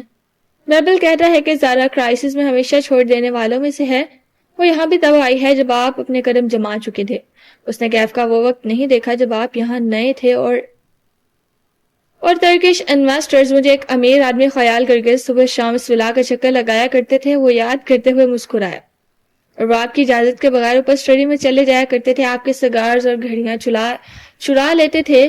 وہ تو جب ہم نے یہ باتیں مشہور کی کہ آپ نفسیاتی مریض رہ چکے ہیں تو ایسے لوگوں سے جان چھوٹی, ورنہ وہ آپ کو یہاں اسٹیبلش نہ ہونے دیتے. اس نے اداس مسکراہٹ کے ساتھ سر جھٹکا. میں اپنی قوم سے واقف ہوں ماہر بے. ہم فطرتاً سست اور وعدہ خلاف ہیں. محنت سے بھاگتے ہیں اور ڈالرز کی پوجا کرتے ہیں. یہاں لندن کی نسبت تعلیم بہت کم ہے, اس لیے لوگوں میں بنیادی ورک ایتھکس نہیں ہے. پھر بھی وہ آگے کو جھکی اور اس کی آنکھوں میں دیکھا. اس عہدے کے لیے زارا سے بہتر کوئی ترک شخص ہو سکتا تھا. وہ کیف کے لیے یہاں نہیں آئی, وہ آپ کے قریب ہونے کے لیے یہاں آئی ہے. اور میرے قریب کوئی بھی نہیں ہے. وہ ہاتھ باہم ملائے, ٹیک لگائے, اسی انداز میں مسکرایا. شبنم نے گہری سانس لی, پھر افسوس سے سر جھٹکا. ماہر بے کو سچ سننا پسند تھا. اس آفس میں سچ بولنے پہ پابندی نہیں تھی. وہ سائیکوپیتھ ود ڈالرز مشہور تھا اور اسے کچھ بھی سننے سے ڈر نہیں لگتا تھا. لیکن زارا بھی اس کا بھروسہ کرنا شبنم کو ایسے ہی بے چین کر دیتا تھا. آپ کی زندگی میں واقعی کوئی نہیں ہے؟ شبنم نے آنے کے پیچھے سے مشکوک انداز میں آنکھیں چھوٹی کی. ماہر نے شانے اچکا دیے. شبنم انہی نگاہوں سے اسے دیکھے گئی جیسے فیصلہ نہ کر پا رہی ہو کہ واقعی وہ تنہا تھا یا اس کو بتا نہیں رہا تھا کہ کہیں وہ زارا کو نہ بتا دے. پھر وہ پلٹنے لگی جب اچانک یاد آیا. ماتھے پہ ہاتھ مارا. آپ کے آفیشیل ای میل پہ ہر ہفتے فرید ہولڈنگ کے سٹاف کی ای میلز آتی ہیں. جانتا ہوں کوئی نئی بات نہیں ہے. ماہر فرید نے ناک سے مکھی اڑائی. وہ جب سے لندن چھوڑ کے آیا تھا اس کا پرانا سٹاف اس کو اکثر میلز لکھتا تھا. فرید ہولڈنگ کے اکاؤنٹس درست نہیں جا رہے, کوئی شخص غبن کر رہا ہے. وہ ڈھکے چھپے الفاظ میں مالک فرید کی طرف اشارہ کرتے تھے. وہ چاہتے تھے کہ ان کا اصل بوس واپس آ جائے. آپ کو یقین ہے کہ آپ کے انکل آپ کے ساتھ کسی قسم کا دھوکہ نہیں کر رہے؟ ماہر نے ایک سخت نگاہ اس پہ ڈالی. مالک بہت کچھ ہو سکتا ہے, بددیانت نہیں. یہ لوگ موقع پرست ہیں, خوش آمدی درباریوں کی طرح, جو کسی ملک بدر ہوئے حکمران کو واپس آنے کی ترغیب صرف اس لیے دیتے ہیں تاکہ وہ موجودہ حکمران کا تختہ الٹ سکے اور وہ تماشا دیکھ سکیں. یقیناً مالک ان سے محنت کرواتا ہے, اسی لیے وہ اس کو پسند نہیں کرتے. اب میں کام کر لوں؟ شور. اور ہاں, ایک لڑکی نے مجھے کئی دفعہ آپ کے لیے ای میل لکھی ہے کیف کی ویب سائٹ پہ دیے گئے ایڈریس پہ. وہ فون اسکرین پہ بٹن دبانے لگی. وہ آپ سے ملنا چاہتی ہے. ایک نئی انویسٹر؟ وہ قدرے اکتا کے کہتے ہوئے سامنے رکھی اسکرین پہ جھکا. شاید کوئی ٹین ایجر. عجیب سا نک نیم ہے اس کا. شبنم پڑھ کے سنانے لگی. I die on my birthday. وہ چند لمحے کیز دباتا رہا, نگاہیں اسکرین پر مرکوز تھی. ذہن نے دھیرے دھیرے اس کو جذب کیا اور پھر ایک دم اس نے سر اٹھایا. ساری دنیا جیسے برف کی تہوں میں دب گئی. اب ہر طرف سفید سا سناٹا تھا. لاہور. اس وقت جب ماہی فرید اس گمنام ای میل کو جذب کر رہا تھا، لاہور کے ایک بنگلے میں مہندی کا فنکشن جاری تھا. لان کے گیندے کو پھولوں اور جگمگاتی بتیوں سے راستہ کیا گیا تھا. اسٹیج پر ایک گوٹے کناری سے سجا بورڈ آویزہ تھا جس پر سہیل کی مہندی درج تھا. گھاس پر فرشی نشستیں بچھی تھی، زرد مخمل کے گاؤ تکیے، گلابی اور نارنجی کشن، گانوں کی آوازیں، مہندی کی خوشبو، ایک طرف سجے بفے ٹیبل جن سے حلوہ پوری اور باربیکیو کی مہک اٹھ رہی تھی. کھانا ابھی کھلا نہیں تھا سو وہ جگہ ویران تھی. مہمان لان میں بیٹھے تھے، لڑکے لڑکیاں نیچے زرد چادر پر اور بڑی عمر کی خواتین جو اٹھتے بیٹھتے گھٹنوں پر ہاتھ رکھتی تھی اوپر صوفے پہ براجمان تھی. ایک جانب مہندی والی لڑکی کون ہاتھ میں پکڑے باری باری لڑکیوں کے ہاتھوں پر نقش و نگار بنا رہی تھی. آنٹی آپ مہندی لگوائیں گی؟ سہیل کی بہن ان عمر خواتین کی طرف آئی اور مسکرا کے نگینہ بیگم سے پوچھا. نہیں بیٹے آپ لوگ لگواؤ. نگینہ بیگم نے بھی مسکرا کے نفی میں سر ہلایا. وہ انہی کرسیوں کے وسط میں بیٹھی تھیں، بار بار ایک خاموش نگاہ پورے جہاں پہ ڈالتی جو وہ دور کسی دوسری خاتون سے باتیں کرنے میں مشغول تھی. انہوں نے نگینہ سے سلام کے علاوہ کلام نہیں کیا تھا. وہ انہیں پسند نہیں کرتی تھیں، وہ جانتی تھی. پورے جہاں جیسے تسبیحات پڑھنے والے لوگ نگینہ بیگم کو پسند نہیں کرتے تھے، ان لوگوں کو خود بھی اس ناپسندیدگی کی وجہ معلوم نہ تھی. بس ایک اندیکھی سی قوت تھی جو ان لوگوں کو نگینہ بیگم کے قریب آتے ہی رخ موڑنے پہ مجبور کر دیتی، جیسے دو ایک جیسے مقناطیس ایک دوسرے کو ریپل کرتے ہیں. امی دفسن ساتھ رکھی خالی نشست پہ کوئی آ کے بیٹھا. نگینہ نے چہرہ موڑا اور پورے دل سے مسکرا دی. آپ آ گئے؟ وہ مسکرایا نہیں، بس خاموش بیٹھا رہا. آپ نے اتنا اصرار کیا تھا تو فکرہ ادھورا چھوڑ دیا. نگاہ اسٹیج پہ جمی تھی. دلہا سہیل گردن میں نارنجی دوپٹہ ڈالے ہنستے ہوئے اپنی کزنس کے ساتھ جھرمٹ میں بیٹھا تھا. ویسے کسی رقم کے پیسے وصول کرنا چاہ رہی تھی اور وہ نفی میں سر ہلا رہا تھا. زیاد سلطان کی نظر اس کی دلہن کی طرف اٹھی. نارنجی اور گلابی دوپٹہ سر پہ جمائے وہ پیاری سی لڑکی تھی. اس کے بال سیاہ تھے اور ہاف بندے تھے، لیکن آنکھوں میں کانچ کے جیسے لینس لگے تھے. بیچاری اس کو معلوم نہیں تھا کہ سیاہ آنکھوں سے زیادہ حسین کچھ نہیں تھا، اور اگر وہ بال اوپر اونچی پونی کی صورت میں باندھتی تو شاید. زیاد نے سر جھٹکا. ہر چہرے میں اس کا عکس تلاشنا چھوڑ دو بیٹے، 1.5 سال سے زیادہ ہو گیا ہے. انہوں نے اس کے قریب سرگوشی کی. کس کا عکس؟ سہیل کی بہن جو گھوم کے پیچھے سے آ رہی تھی ایک دم چہک کے بولی تو وہ دونوں چونکے. گردن موڑ کے دیکھا.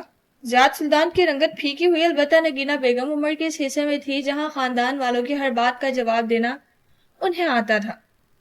زیاد کی منگیتر کی بات کر رہی ہوں، اس کی ڈیتھ ہو گئی تھی نا، آپ کو نہیں معلوم؟ او سوری. وہ شرمندہ ہوئی، آگے ہو کے ایک نارنجی دوپٹہ زیاد کو تھمایا اور جلدی سے آگے بڑھ گئی. زیاد نے شکایتی نظروں سے انہیں دیکھا. یہ آپ نے خاندان میں کیا مشہور کر دیا ہے کہ میری منگنی ہو گئی تھی لیکن پھر منگیتر مر گئی تھی؟ وہ قدرے خفا ہوا. یہ مجھ سے پہلے کبیرہ نے مشہور کیا ہے، اس اپنے جادوگرے سے آپ کے بارے میں معلوم کروایا تھا. وہ تلخی سے کہہ رہی تھی. جنات کی رپورٹس کچی پکی ہوتی ہیں. اس کو یہ رپورٹ ملی کہ انگلینڈ کی کسی لڑکی میں آپ دلچسپی رکھتے تھے اور وہ مر گئی. ہم نے صرف اس کو رسمی شکل دی ہے. اب کی ان کی آواز مزید دھیمی ہو گئی تھی. ایک تو کبیرہ. اس نے بیزاری سے سر جھٹکا. جب آپ شادی کا سوچو گے تو سب کے منہ خود بخود بند ہو جائیں گے. نگینہ بیگم ٹھہر گئی، گردن ترچھی کر کے دیکھا، بلکہ کسی کو دیکھا. وہ جو میرون لباس والے لڑکی ہے نا، مجھے وہ آپ کے لیے پسند ہے. زیاد سلطان کی نگاہ بے اختیار اس طرف اٹھی. اس وقت اس کی پشت اس طرف تھی. چوڑی دار آستین والے میرون کامدار لباس والے لڑکی کلائیوں میں گرجا پہنے ایک لڑکی کا ہاتھ ہمیں اسے اندر لے کے جا رہی تھی. دوسری لڑکی جس کے چھوٹے بال تھے چہرے سے خفا دکھائی دے رہی تھی. وہ بے اختیار گردن موڑ کے اسے دیکھنے لگا. نگاہ اس کے پیروں پہ جا رکی. وہ نازک میرون ہیلز میں مقید تھے. وہ پیر زینے چڑھ رہے تھے. پھر وہ برآمدے تک پہنچے اور اگلے ہی لمحے دروازہ کھول کے اندر گئے. آپ نے کہا تھا کہ آپ اپنی پرانی زندگی چھوڑنا چاہتے ہو، اس پیشے کو ترک کرنا چاہتے ہو. وہ بند ہوتے دروازے کو دیکھ رہا تھا جو ابھی تک جھول رہا تھا، اور وہ اس کے کان میں کہہ رہی تھی. ان 1.5-2 برسوں میں آپ نے کوئی نئی جاب نہیں لی، بس پرانی جابز مکمل کی ہیں. اس پیشے میں قتل کو جاب اور جس کا قتل کرنا ہو اس کو مارک کہا جاتا تھا. اگر واقعی اس دلدل سے نکلنا چاہتے ہو تو آپ کو ایک اچھی لڑکی چاہیے. وہ آپ کی اصلاح کرے گی، آپ کا ہاتھ تھام کے بہت محبت سے آپ کو اس سب سے نکالے گی، پھر آپ بھی نارمل زندگی گزار سکو گے. جھولتا دروازہ اب دھیرے دھیرے ساخت ہو رہا تھا. یہ ہے وہ لڑکی جس کے لیے سب کچھ چھوڑا جا سکتا ہے؟ ان کی سرگوشی زیاد سلطان کے کان میں کسی نغمے کی طرح گونجی۔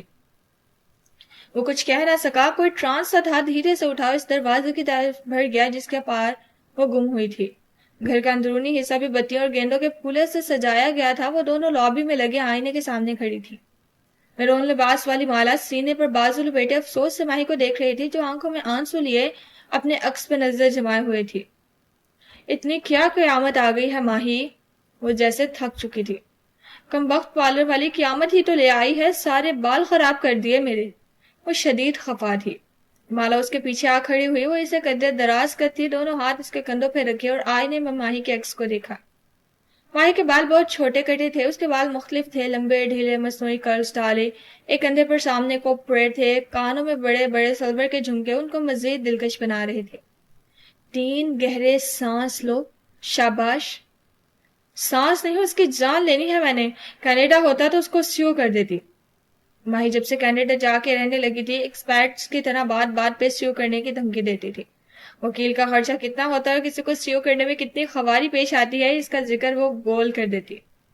گہرے سانس لو، اب کچھ نہیں ہو سکتا۔ کل اس کے سیلون واپس جاؤں گی اور اس کمبخت کو کافی میں زہر ملا کے دوں گی۔ ہاں، وہ اس کی سن ہی نہیں رہی تھی۔ دفتن آئینے میں ایک تیسرا عکس سا ابھرا۔ مالا نے چونک کر پیچھے دیکھا، سلور جھمکا چھن سے بجا۔ ایک آدمی وہاں سے چلا آ رہا تھا، اندھیرے سے روشنی کی طرف۔ سابلی رنگت، دراز قد، بھورا کرتا، گردن میں نارنجی دوپٹہ جو تمام لڑکے پہنے ہوئے تھے۔ مالا کی نگاہ اس سے ملی تو اس نے سوالیہ ابرو اٹھائی۔